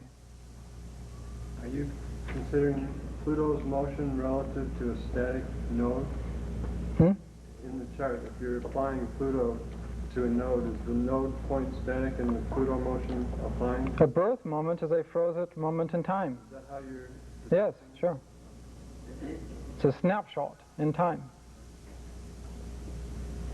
But you could apply the node to Pluto or Pluto to the node, whichever station You want, well, to determine motion means what? It means what's the slowest moving body in our solar system? Okay. So, again, from a client and counseling point of view, it is not uncommon to have such clients. In many cases, especially nowadays, the astrological counselor is becoming a counselor of last resort, because many people have found that the traditional ways of counseling aren't working. And this because most of the time the traditional Western psychological model is based on consensus behavioral applications. Thus the basis of the ink blot test and the like. / behavioral modification. Whereas the counseling astrologer, in most cases, is able to determine the individual lao of each person that is in front of it. And now that for those who are concerned with looking at life evolutionarily and seeing this in the chart, karmically is in the chart, and this type of client comes to you with a planet or Pluto squaring the nodal axis, how in the world can the ink blot test reflect a planet squaring the nodal axis? Do you see my point? I mean, they might simply reduce it to the narrowness of the idea of neurosis or neurotic behavior. But can they tell that person why?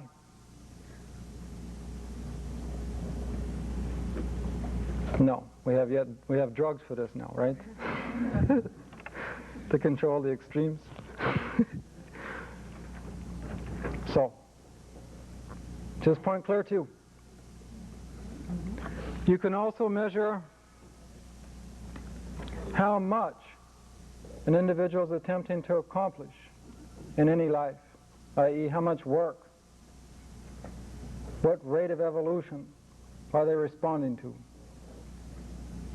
This is simply determined by the aspects that Pluto makes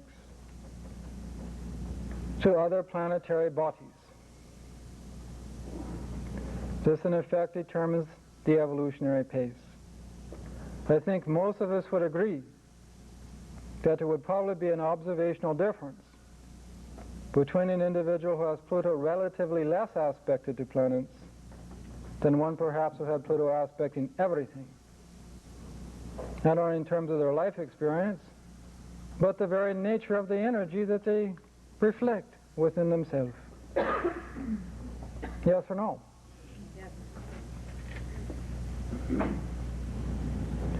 And you make these statements without judgment.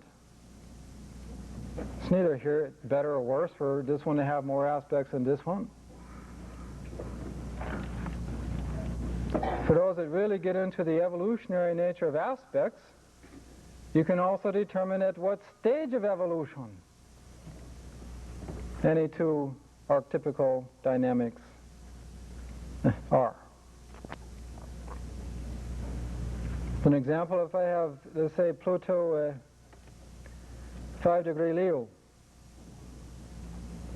could not a square exist between Venus if Venus itself was at 0 Scorpio through, let's say, 10 degrees Scorpio? Yes or no? Yes. Now, there is going to be a mathematical difference relative to orb. Is there no? What this symbolizes and suggests, archetypically, is the evolutionary difference. In other words, it's going to be, if I just come into a life and I have Pluto square Venus, and it's prior to an absolute aspect, an absolute square, is there not going to be, in all likelihood, a difference in my response to that Pluto-Venus square versus Pluto being square Venus and at the maximum orb of separation of that square? It's sort of analogous to going into a department store and buying a pair of pants. Do they feel like yours in the beginning? No, they feel foreign. They're not yours. And yet the longer you wear them, what happens? Similarly, if Pluto-Venus is in a new square aspect, I'm not used to it. And thus my response reaction to it can be different than if I've lived with that very same aspect over a number of lifetimes. You see my point here? This is important because then you adjust your language and approach to the client who reflects these things. There would be a difference in the Pluto square Venus in a first quarter state, first quarter square, and the person who has Pluto square Venus in a last quarter square, evolutionarily speaking. You're talking about the nature of cycles here, which Rob will be talking about in his workshop today. So I just want to mention this point so that you look at it.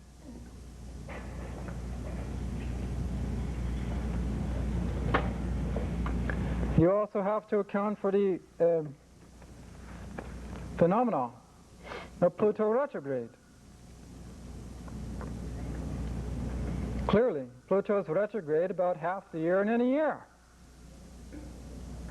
So generally this means that half the people on the planet all the time have Pluto retrograde. What does it mean? It means generally half the people all the time aren't buying into it. No matter what their evolutionary state is. The point being that the retrograde archetype correlates with the dynamic of individualization, the need to individualize, the need to withdraw, to retreat from the status quo expectation of how the behavior associated with the planet is expected to operate from a consensus point of view. In other words, if I have Venus retrograde, society, this one tells me how to be in relationship. All kinds of stereotypical cultural models, yes or no? But if I have Venus retrograde, what? It means no, I will question for myself and determine my own relationship model, which is now going to be different than the status quo or any kind of external expectation. Does it a retrograde symbol actually accelerates the evolutionary nature of the soul because it begins the individualization process.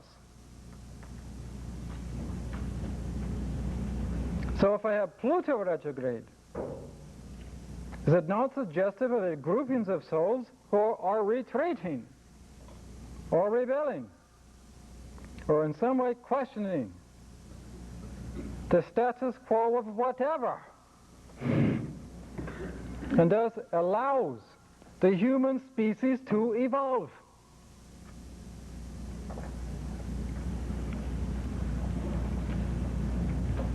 It accelerates from an esoteric point of view, places more emphasis upon the desire to return to the source of the soul. Although 90% of the individuals who have Pluto retrograde will not conceptualize it this way. It will emphasize in that 90% the sense of dissatisfaction.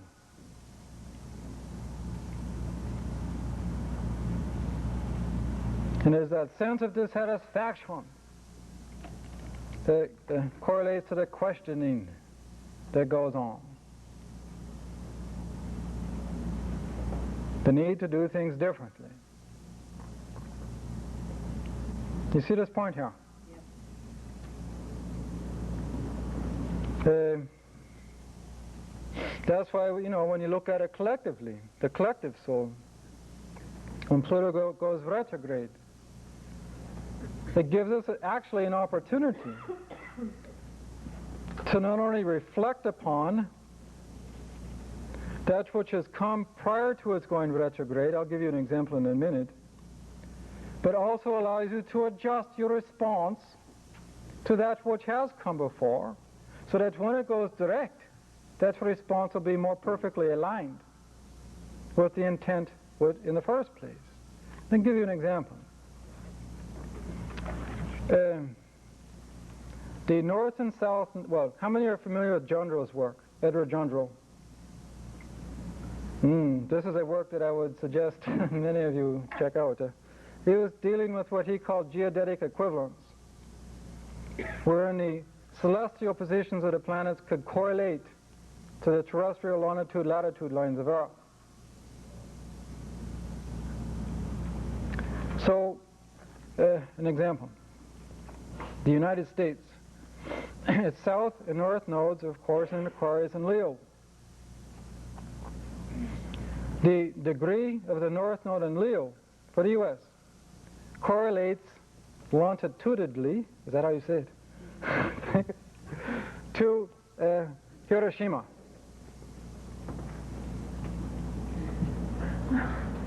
Now, when the atom bomb was developed, and keeping in mind that the original inventor was a man named Oppenheimer, whose primary deity was the goddess Kali. And for those who have studied Indian things, well, death, destruction, rebirth. And see, from Oppenheimer's point of view, he generated the atom bomb. Why? He felt that there was a weapon made that was so powerful, there would be no more war. What he failed to realize was the human imperfections that took over and have made it what it is today. But nonetheless, when the atom bomb was dropped on Hiroshima and so on, Pluto was transiting in the U.S. North Node.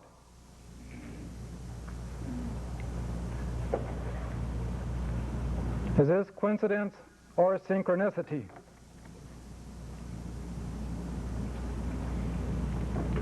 And now, in this most recent time, the transit of Pluto has been squaring the nodal axis of the U.S. chart. The first square specifically correlated with the summit in Iceland, in which Gorbachev, who is a Pisces, by the way,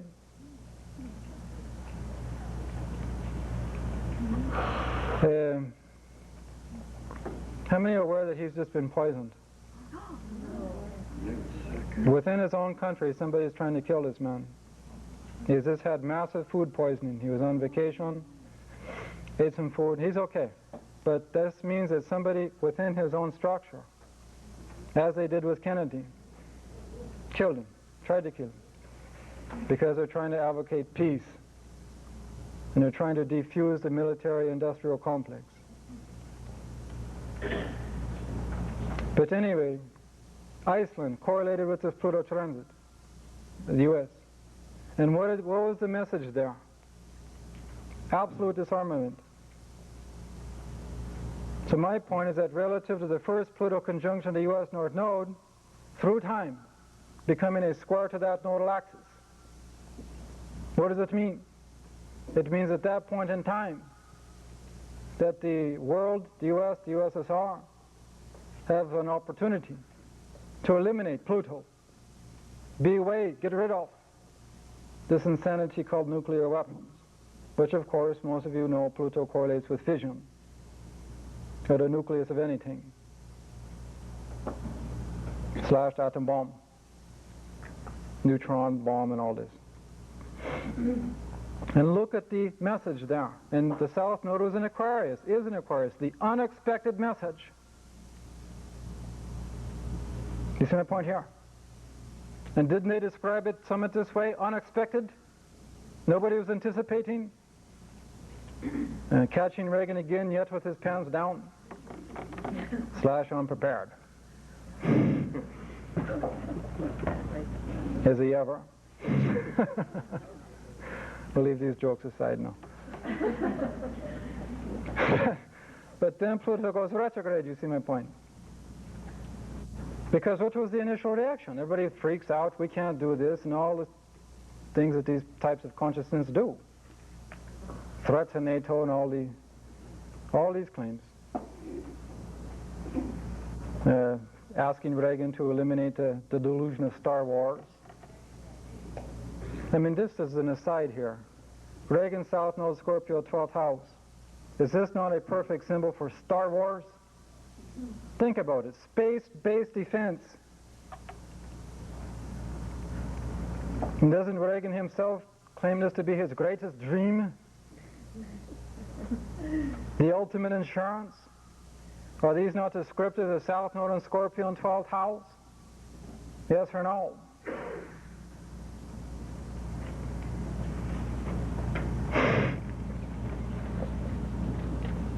So my point is that, sure, there was an initial objection relative to existing reality, security. But as this thing went retrograde and so on and so forth, there were times to reflect on it, thus to adjust it. And what has now led to this, hopefully, this initial agreement of these short-range, middle-range weapons. That's a beginning. You see my point here? So Pluto offers these kinds of opportunities. And this is why when we go through a Pluto transit, it can take a lot longer than one would suspect. Because it's direct, retrograde, direct, retrograde. The minimum amount of time that you have to deal with it, 18 months. The maximum 5 years. For those that remember Watergate, it was exactly 18 months with respect to the actual crunch time.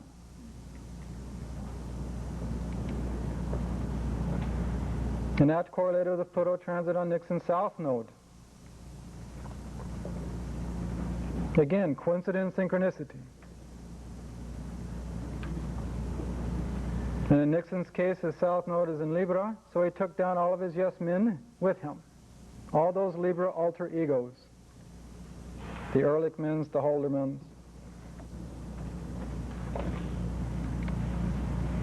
And you see with this contra thing, Reagan's south node is south node Scorpio. Well, the rule is Pluto.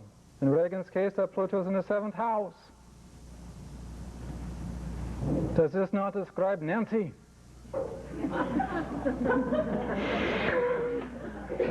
Yes or no?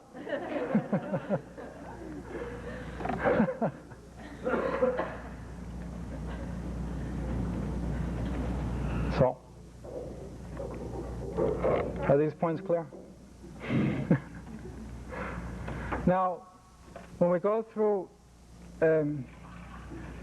let's put it this way, there are 4 ways that Pluto instigates or effects its evolutionary intensity or intention. 4 ways, 2 of which are cataclysmic, 2 of which are non-cataclysmic. The first way and the most common way.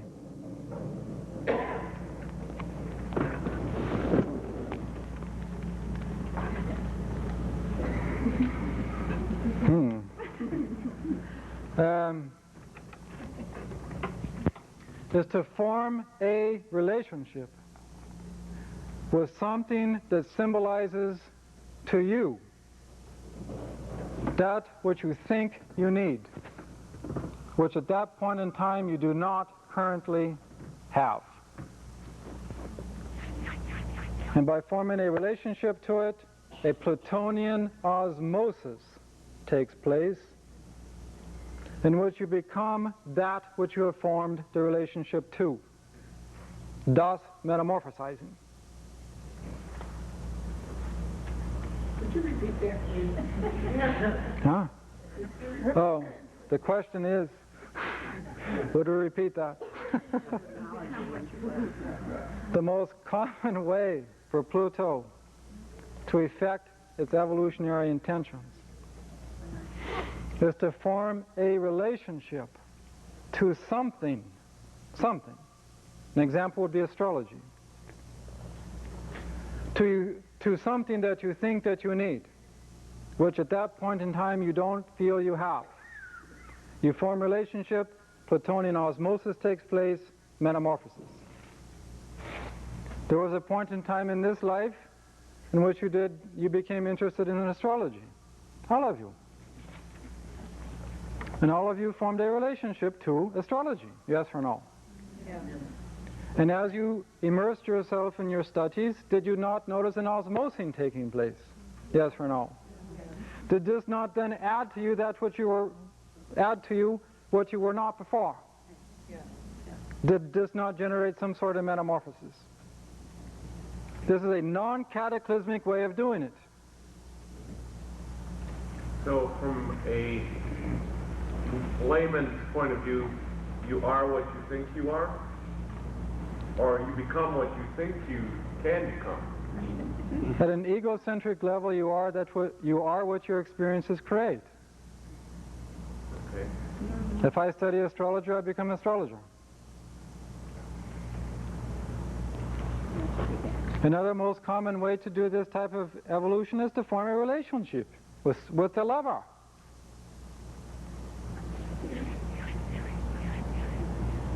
Is it not true that when we form an intimate relationship with somebody, we are confronting, Pluto, our existing limitations, Pluto?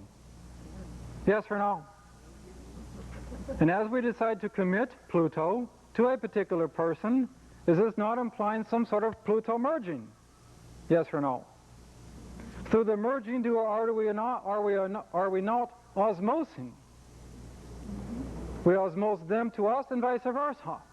Yes or no? In which a mutation or metamorphosis takes place. You see my point? A very empirical example of this is sex. You become sexually united with somebody, and when the sperm and ovum unite, osmosis, metamorphosis, child. Again, the law of Trinity.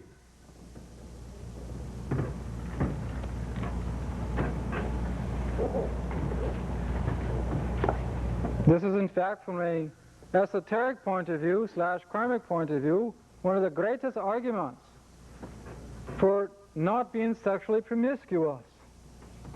Not for just at the juicy point, no.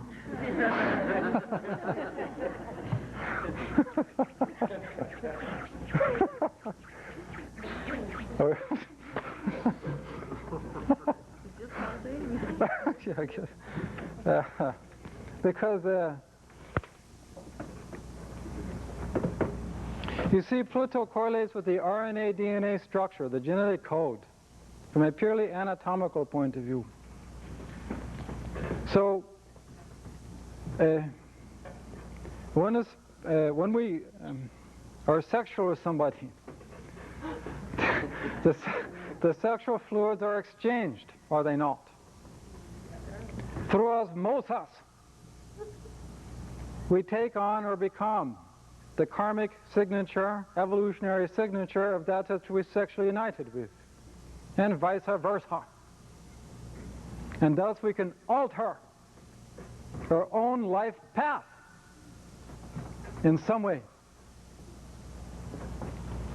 Is it not true that for those that you have slept with, that they are more firmly embedded in you than those that you have not?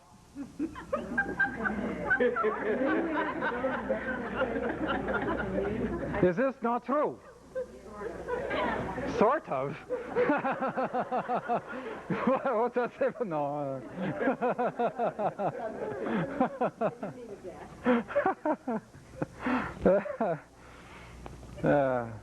So anyway, this is my argument anyway, for not being sexually promiscuous, unless you want to, you know, take that path.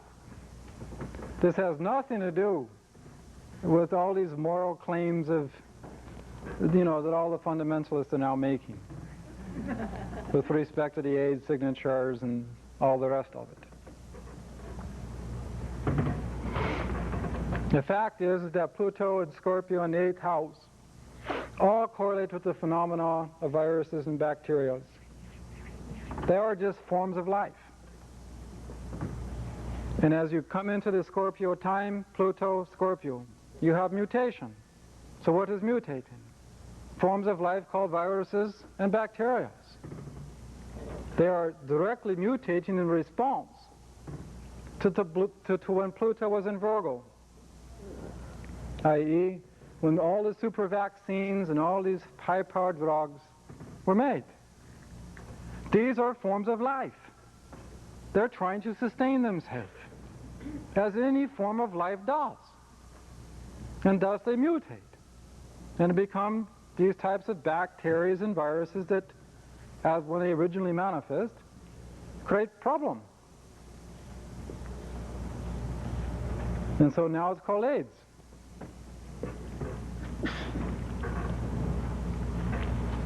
But to attach any kind of moral, religious view, you see my point? This is sheer insanity.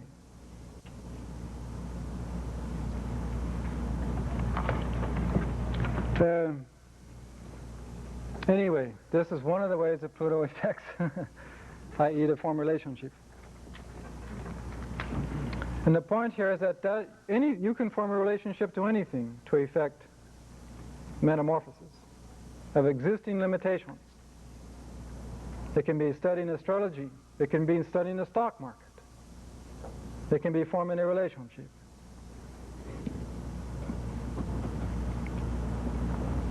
It can be sexuality.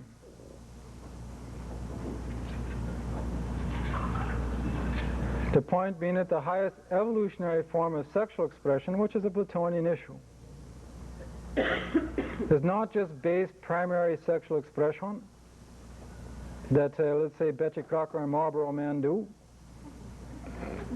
and or Rambo.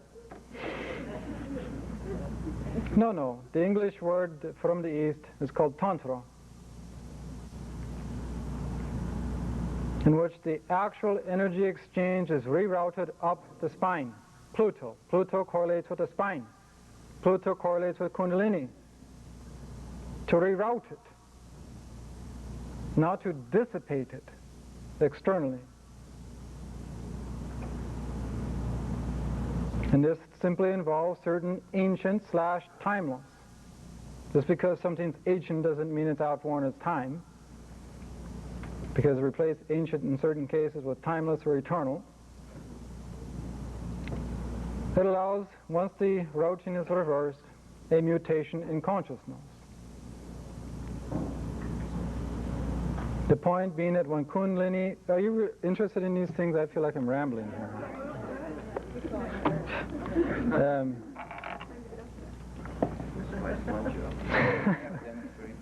Demonstration.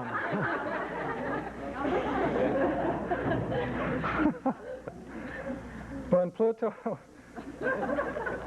Pluto is released, i.e. Kundalini, from the root chakra, it will attempt to Pluto penetrate to the nucleus Pluto of any cell that needs to be alchemically changed. You put two chemicals together, cell, Kundalini, alchemical metamorphosis.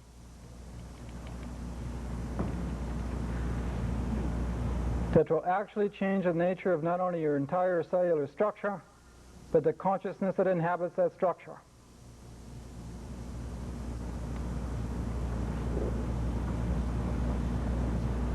Consciousness exists. And it is only through the egocentric desire of separation that you think your consciousness is centered just at this point in time from this point of view, radiating around you. But when you effect a alchemical metamorphosis of the cellular structure of your consciousness within the brain, there is a phrase in Sanskrit called center everywhere, circumference nowhere. And this is what happens in the consciousness. When the physicists finally made all these high-powered things, the astrophysicists, the telescopes, they finally arrived at the following conclusion, that wherever they look within the universal structures, center everywhere, circumference nowhere. Reflecting again yet another ancient truth.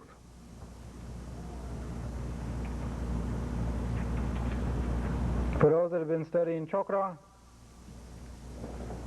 and the various universal dimensions that they correlate to, the astrophysical model is called black holes.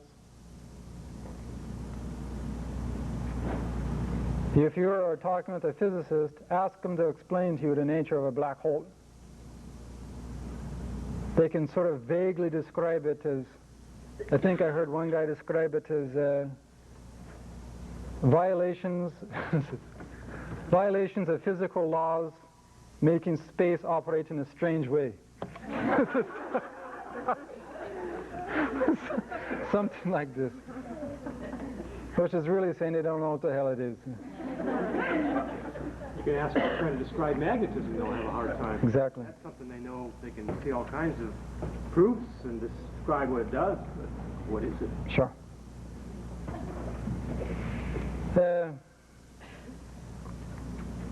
So, another way that Pluto instigates or affects evolution is to at certain points in evolutionary development is to isolate Pluto upon some inner and or outer dynamic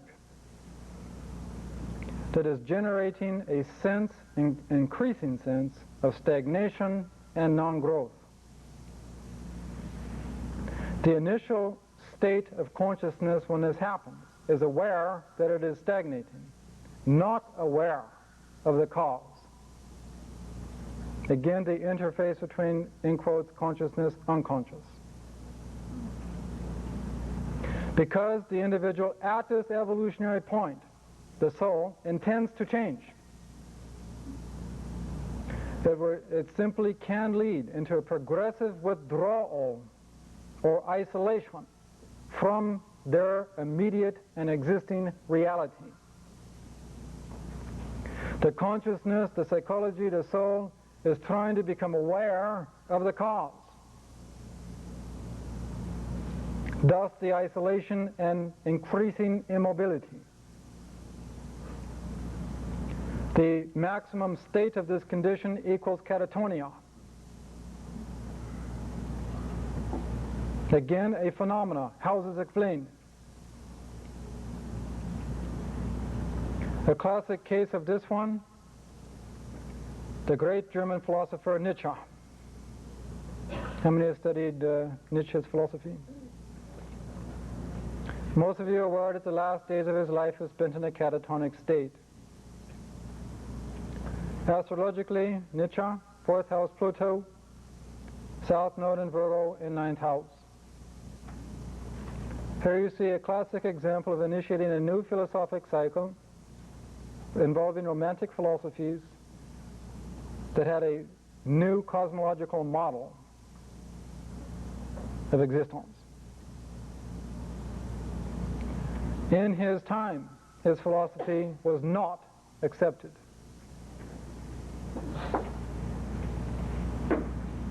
As he became older, he did not know why.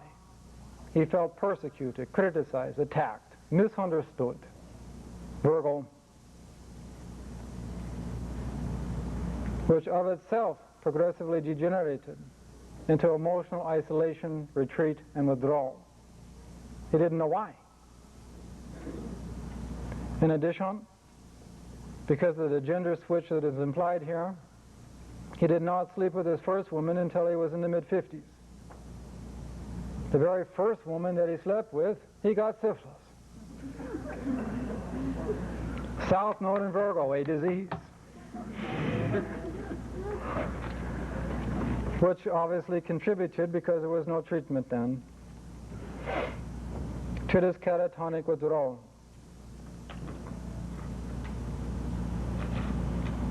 The point becomes, until the individual becomes aware, consciously aware of the cause of the isolation, the withdrawal, and it effects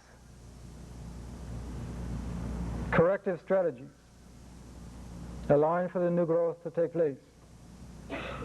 This state can degenerate in worse forms to catatonia. Believe me, this one condition can generate a hell of a lot of problems. Take an example, let's say we deal with a banker who is now 42 years old, operated out of certain values, certain belief structures for X amount of time, establishing a family, it's got the mortgaged house, perhaps the Porsche. And then goes through this type of Plutonian event, promoting a progressive withdrawal. Is this not going to create probable havoc within the wife, the children, the banking community, his job? As he withdraws and finds less and less meaning in these things, what happens to the mortgage house? You see my point here? These things happen. Recent case example, the fellow who had been a Mormon, this is a guy in Seattle, been a Mormon all these years, married, done a Mormon cosmology thing, all the children, the whole thing that Mormons do. That's well, you know, Mormons are people. But he reached this point, and he couldn't do it. And he, over roughly 18 months, progressively withdrew from the wife, the children, the Mormonism. Began to ask bigger questions. Yes, the man had a ninth house Pluto. And yet the very nature of the questions that he was asking violated Mormon cosmology. Thus the wife started making statements, "You're going to hell," and so on. In the end, the man ended up being a drifter, sleeping off the beach in Malibu. Simply now in an existential state of consciousness, which was the immediate metamorphic leap from the Mormonism. You see the point here? So this can create real problems, and it's not to be taken lightly. So this is clearly, in potential, a cataclysmic event. Another way that Pluto affects these things, these evolutionary intentions, which is now non-cataclysmic. That at key points in one's evolutionary journey, the soul will release into consciousness latent capacity. Latent capacity. Which, when actualized, creates a metamorphic transformation. A classic case in point would be when Carter decided to be president. Carter has 12th house Sun in Libra, 9th house Pluto. When he decided to be president, to run for it, Pluto was transiting in the Sun, releasing capacity, which then altered his life course. What did he have to do to become president? You see my point here? And all the circumstances he had to set in motion, and so on. And the last way, which is cataclysmic, is the forced removal from something in your life, whether that's an inner dynamic or an external condition, that you have overly invested and or identified yourself with, to the point that you are no longer growing.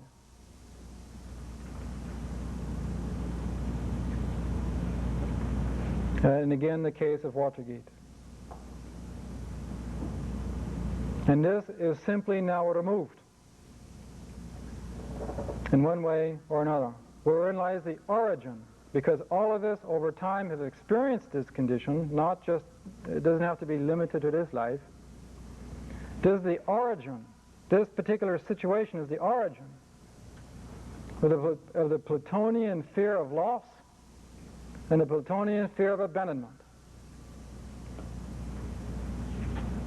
which is the origin of the Plutonian dynamic of suspicion, and or the origin of the Plutonian dynamic of prove it to me. Do you see my point? It's the origin of mistrust. It's the origin of manipulation in order to feel secure. It's the origin of power tripping or power dynamics in a relationship, and so on. Just that one phenomenon. Yes, ma'am. Could you relate these 4 ways of change to any particular Pluto transit? No, because these are 4 ways that it inherently exists, and they manifest relative to each individual nature. But I mean, when these things come about, do they correspond in any way to a Pluto transit? Well, either a Pluto transit or what the soul has programmed for its entire life. As an example, if I deal with an 8th house Pluto person, in general, this is a soul that is programmed throughout its life. A series of metamorphic events leading to massive disruptions, and yet redefinition, stability, metamorphosis, throughout the life. Okay, so the timing has really very little to do with it. The timing has everything to do with it, but it's not specific to the Pluto transit. Okay, that's just what I was going to say. What if I have Pluto in the 8th house and all of a sudden a Saturn transit is in the 4th house aspect in the natal? Yeah. In any case, Pluto will be involved in some way. Okay. So these are the 4 ways, eh?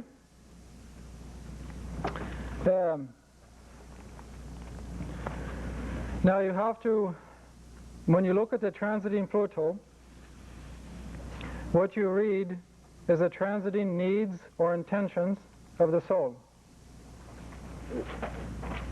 Not only individually, but collectively. Now that we have Pluto in Scorpio, what is the collective need of the soul and the collective need of the planet that these souls are living on?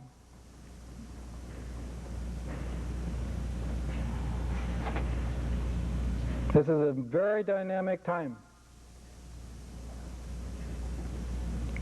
Anything manifests or has meaning relative to context.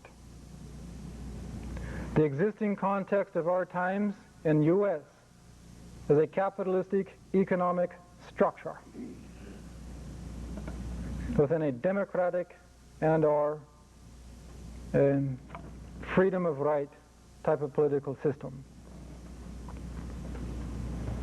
When you put the two things together, because ever since Uranus has been in Scorpio, it's accelerated this phenomenon, you have this, just amongst many issues, you have the issue of the emerging corporations.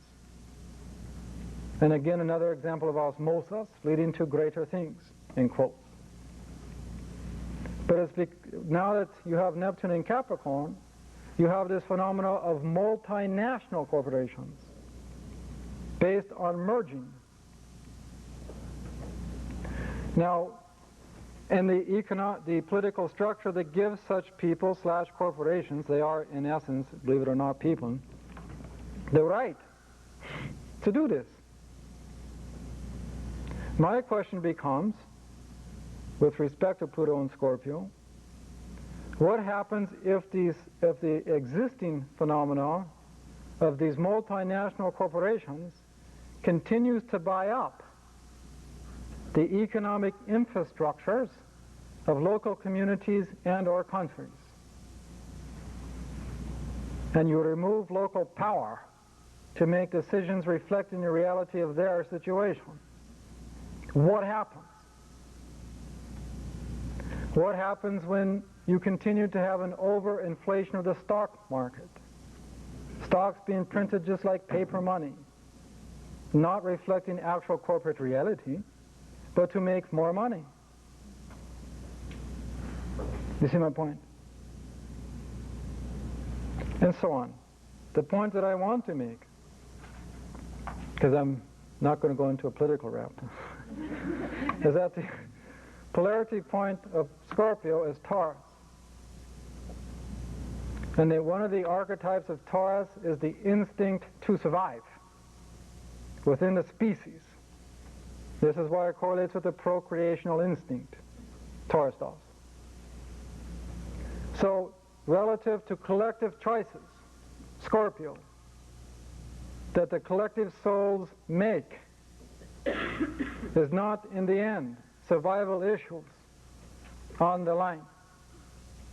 Yes or no?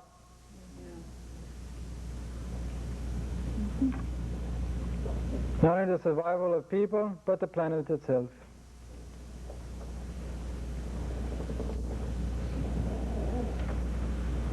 That's how important this time is. And it's doubly so because of the existence of nuclear weapons and the use of nuclear technology. It's for that one reason that this time in human history is the most important, at least with respect to the current world cycle, or yuga, if you want. You understand my point? So please believe that all these doomsday scenarios that you hear, they're not fated. They're not destined to happen as if we have no choice in the matter. But everything depends on the choices we all make.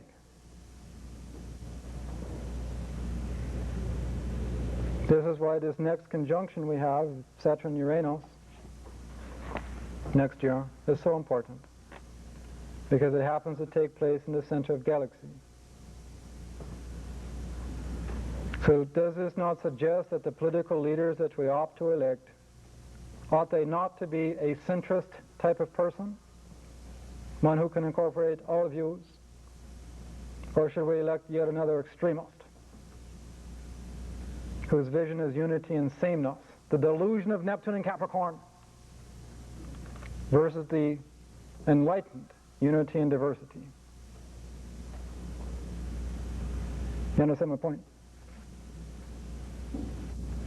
So for those that have any sort of impact on human beings around you, to the extent that you feel inclined to be politically involved, perhaps just one message to those that are responsive to you. It doesn't matter what the political labels are, Republican, Democrat. It's stupid. But what does matter is a centrist. Does this make sense, or am I bumping gum again? Okay, now, as you could probably deduce, we could go on and on, but since we have about, 20 minutes or so, and many of you approached me during the break, what I'd like to do is open this up for your questions and or examples, and we'll go on from there. Yes, ma'am? I have Pluto and the North Node both in the 8th house.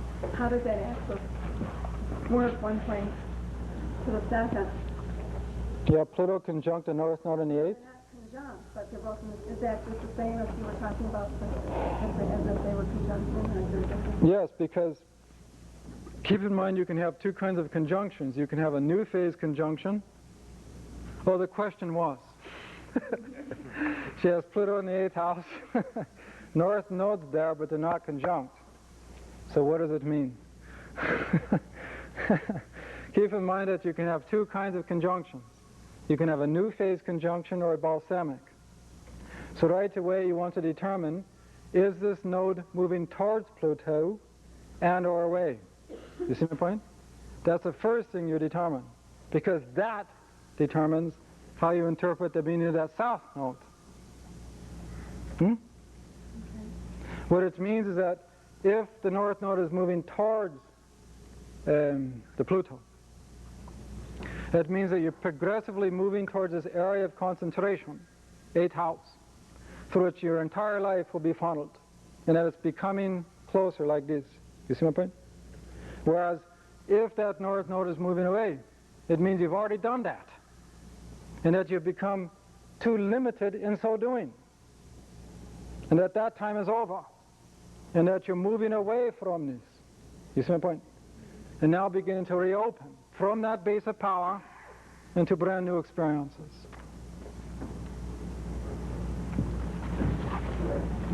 Back here. I have a Pluto Mercury opposition, which is in conjunct the nodes, with North Node being conjunct Pluto. Do I just completely discount the Mercury conjunct the South Node? Of course not. Why would you even make that conclusion? Because you said that the North Node conjunct Pluto would be the whole thing through which your life is funneled. That was when just Pluto was on the North Node. We didn't say when there was a planet on the South. No, because that Mercury on the South Node comes under these three conditions that we described when Pluto was conjunct the South Node. Remember? Fruition, relive, maybe both. They're all tied into a grand trine with Pluto making it a kite formation. It would tend to suggest more of a fruition state, just based on that aspect pattern. So that means you're bringing something from the past into this life that is involving Mercury South Node issues. And that becomes a central component to your overall structure of reality, North Node Pluto, this life. You see my point? Okay. Talk a little bit about the North Node being in Scorpio.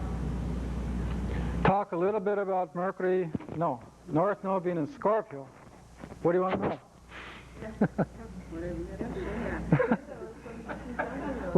What it tends to mean in general, I mean, it's, we start talking, it's like cookbook stuff, but from our typical point of view, it tends to mean, generally, that the South Node in Taurus is very analogous to a frog in a well. And sitting in the bottom of its well, it sees that much sky. That's what it can control. That's what makes it feel secure. That's why Taurus can have some inertia or laziness or stubbornness or what is called stodginess, because that is the whale. The role of the North Node in Scorpio is to promote confrontations. that forced that frog from the well, and thus to expose it to the entire horizon, not the limitation of the well. So in general, you have a soul that is programmed confrontations throughout its life that initially it won't understand, and yet progressively cooperate with as it begins to understand why. So it can be a very potent symbol for a fundamental alchemical metamorphosis, leading from one type of life in the beginning to an entirely different type of life later on, in the context of the same life. It tends to make a soul that is programmed two lives in one, so to speak. You understand my point? I'm sure you do. Hey.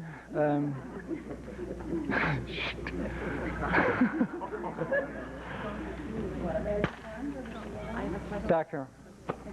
When you're involved in one of these relationships that you're talking about with an instrument of change in your life, and you get to the point where you actually should realize that it is either something you're too attached to, it's outlived, and yet it's a situation where you're either going back together, breaking apart, and there's an awareness there, but at what point do you recognize?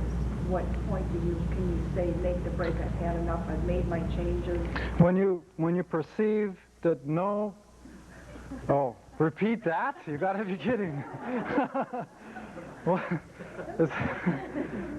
essentially what she's saying is that she finds herself in a relationship that comes and goes, and at what point do you make the break? What point do you find that this is enough?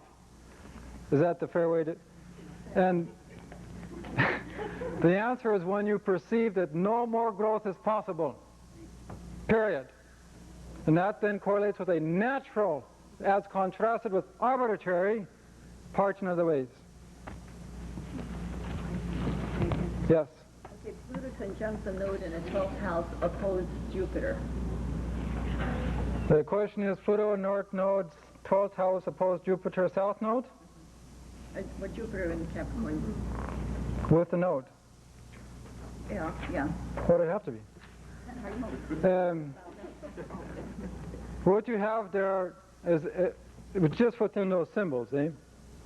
What you have there is a natural paradox and or conflict or opposing dynamic between emphasis placed on deductive mind, the rational, the linear, the 1 + 1 = 2 mind, and the inductive mind, which is trying to grasp the whole first, which then allows for every part to be revealed in its natural order. So there's a existential evolutionary conflict, meaning Pluto in the North Node has already been moving to develop the inductive consciousness, already been moving to shift its center of gravity from left brain to right. And yet relative to that which is coming with the soul, Jupiter South Node, there is much residual of left brain. And so what you can have is cyclic intellectual confusion. She just had a light go on, friends. So, what? So what should she do? What should she do is the question.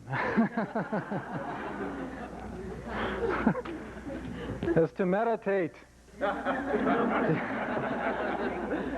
The ultimate fear of a 12th house Pluto is losing control. And many 12th house Pluto people will never admit this. In fact, many claims to the contrary. But many 12th house Pluto people, as an example, even fear going to sleep at a subconscious level. And thus keep themselves busy until the point of exhaustion. Is that why I don't sleep? Listen to it. Proof. So, it's an ultimate fear of losing control. So the solution would be to lose control? There is no such thing. There is no such thing. So what has been afraid to be lose control here is mind. So the mind keeps engaged. And it becomes like a rat on a wheel. hamster never shuts up. Even when you think you're not thinking, you're going to be thinking. Even when you don't want to be thinking. Which again reflects the fear. So, the solution is to choose a spiritual philosophy that is self-proving, Pluto. One that will give you the conceptual framework, but say, don't believe any of this, 12th house, until you prove it to yourself. Meaning in your nature, this thing called faith must follow an experience.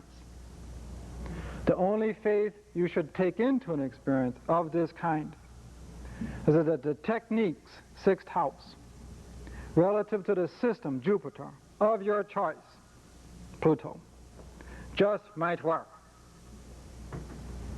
It requires active meditation as contrasted with passive. Passive meditations are things like affirmations, visualizations, watching the breath, and the like. You've already realized for yourself that this is not enough. Yes.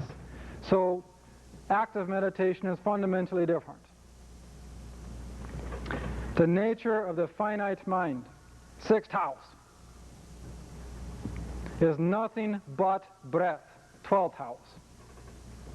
If we look at a corpse, Pluto, I think we agree it's not thinking. Yes?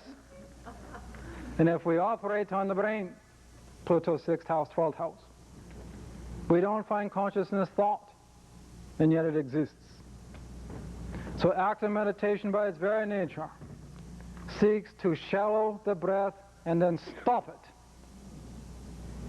You will not only simultaneously lose your emotional fear of losing control, right then and there, because you will in that state realize that you're more conscious than ever before, and yet you're not breathing. What does it mean? But you will simultaneously sever Pluto, the tether, 6th house, of the deductive mind, 6th house, and will literally induce 12th house, an inductive consciousness, which allows the inner darkness to part, and you become experientially aware of the inner living universe. And at that point, your fundamental fear of confronting your aloneness, we're now talking about, you know, when I look in your eye, I see a person that, in effect, is standing on a precipice. And in back of you is the light of your known world, which is now boring. And in front of you is the abyss of infinity. And you don't know how to take the plunge. So you're remaining paralyzed on the precipice and feeling more alone than ever before. So the path is not backwards, as Rob would put it, but forwards. And this means they choose a spiritual system that allows you to negotiate safely that abyss and to commit to it every single day, not waiting for yet another 6th house crisis to exist. Answer your question? I think, okay, I also wanted to add, I've also been trying to achieve trance. Is that going to help me? Never mind this crap called trance and this channeling bullshit. Good. Oh. Let me... Look, the message, 12th house Pluto, is to go directly to the source that created everything. And as Jesus pointed out, let that which you are meant to become be added onto you as a byproduct of that commitment. The delusion of the 6th house is to gather yet more techniques. Do you understand? As if that technique is going to do it. So, look, this thing called channeling, 90% is bullshit. What it reflects is a conditional culture that has been conditioned for 2,000 years to look for its authority outside of itself. Since Uranus has moved into Sagittarius, there has been a collective need to expand the mind. Many, many people have been accessing their own higher minds naturally. So, in a conditional culture, this equals channeling. Why? Because we've been conditioned to say our authority is outside. So rather than claiming their own self-realization, speaking from a position of self-knowledge, which this culture makes you feel guilty of, but it has to be linked with this thing called channeling to be considered credible.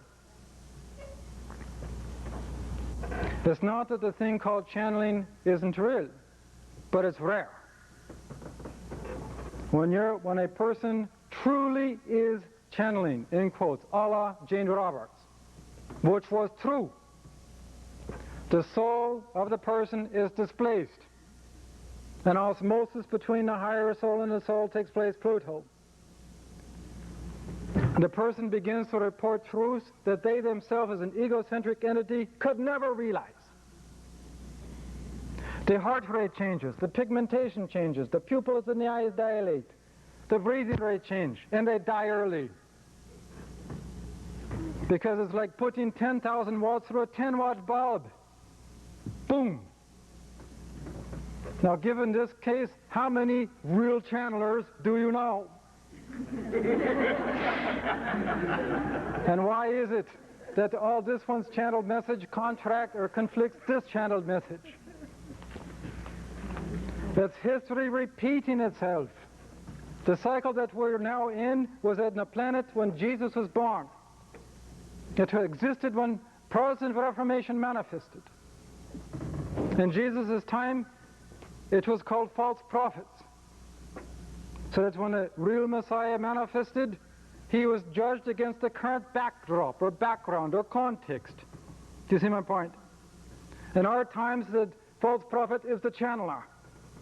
As in Jesus' time, just as the Sanhedrin could use this as justification to kill, similarly, there's not now the fundamentalists using all this New Age jargon to justify their own trip. Yes or no?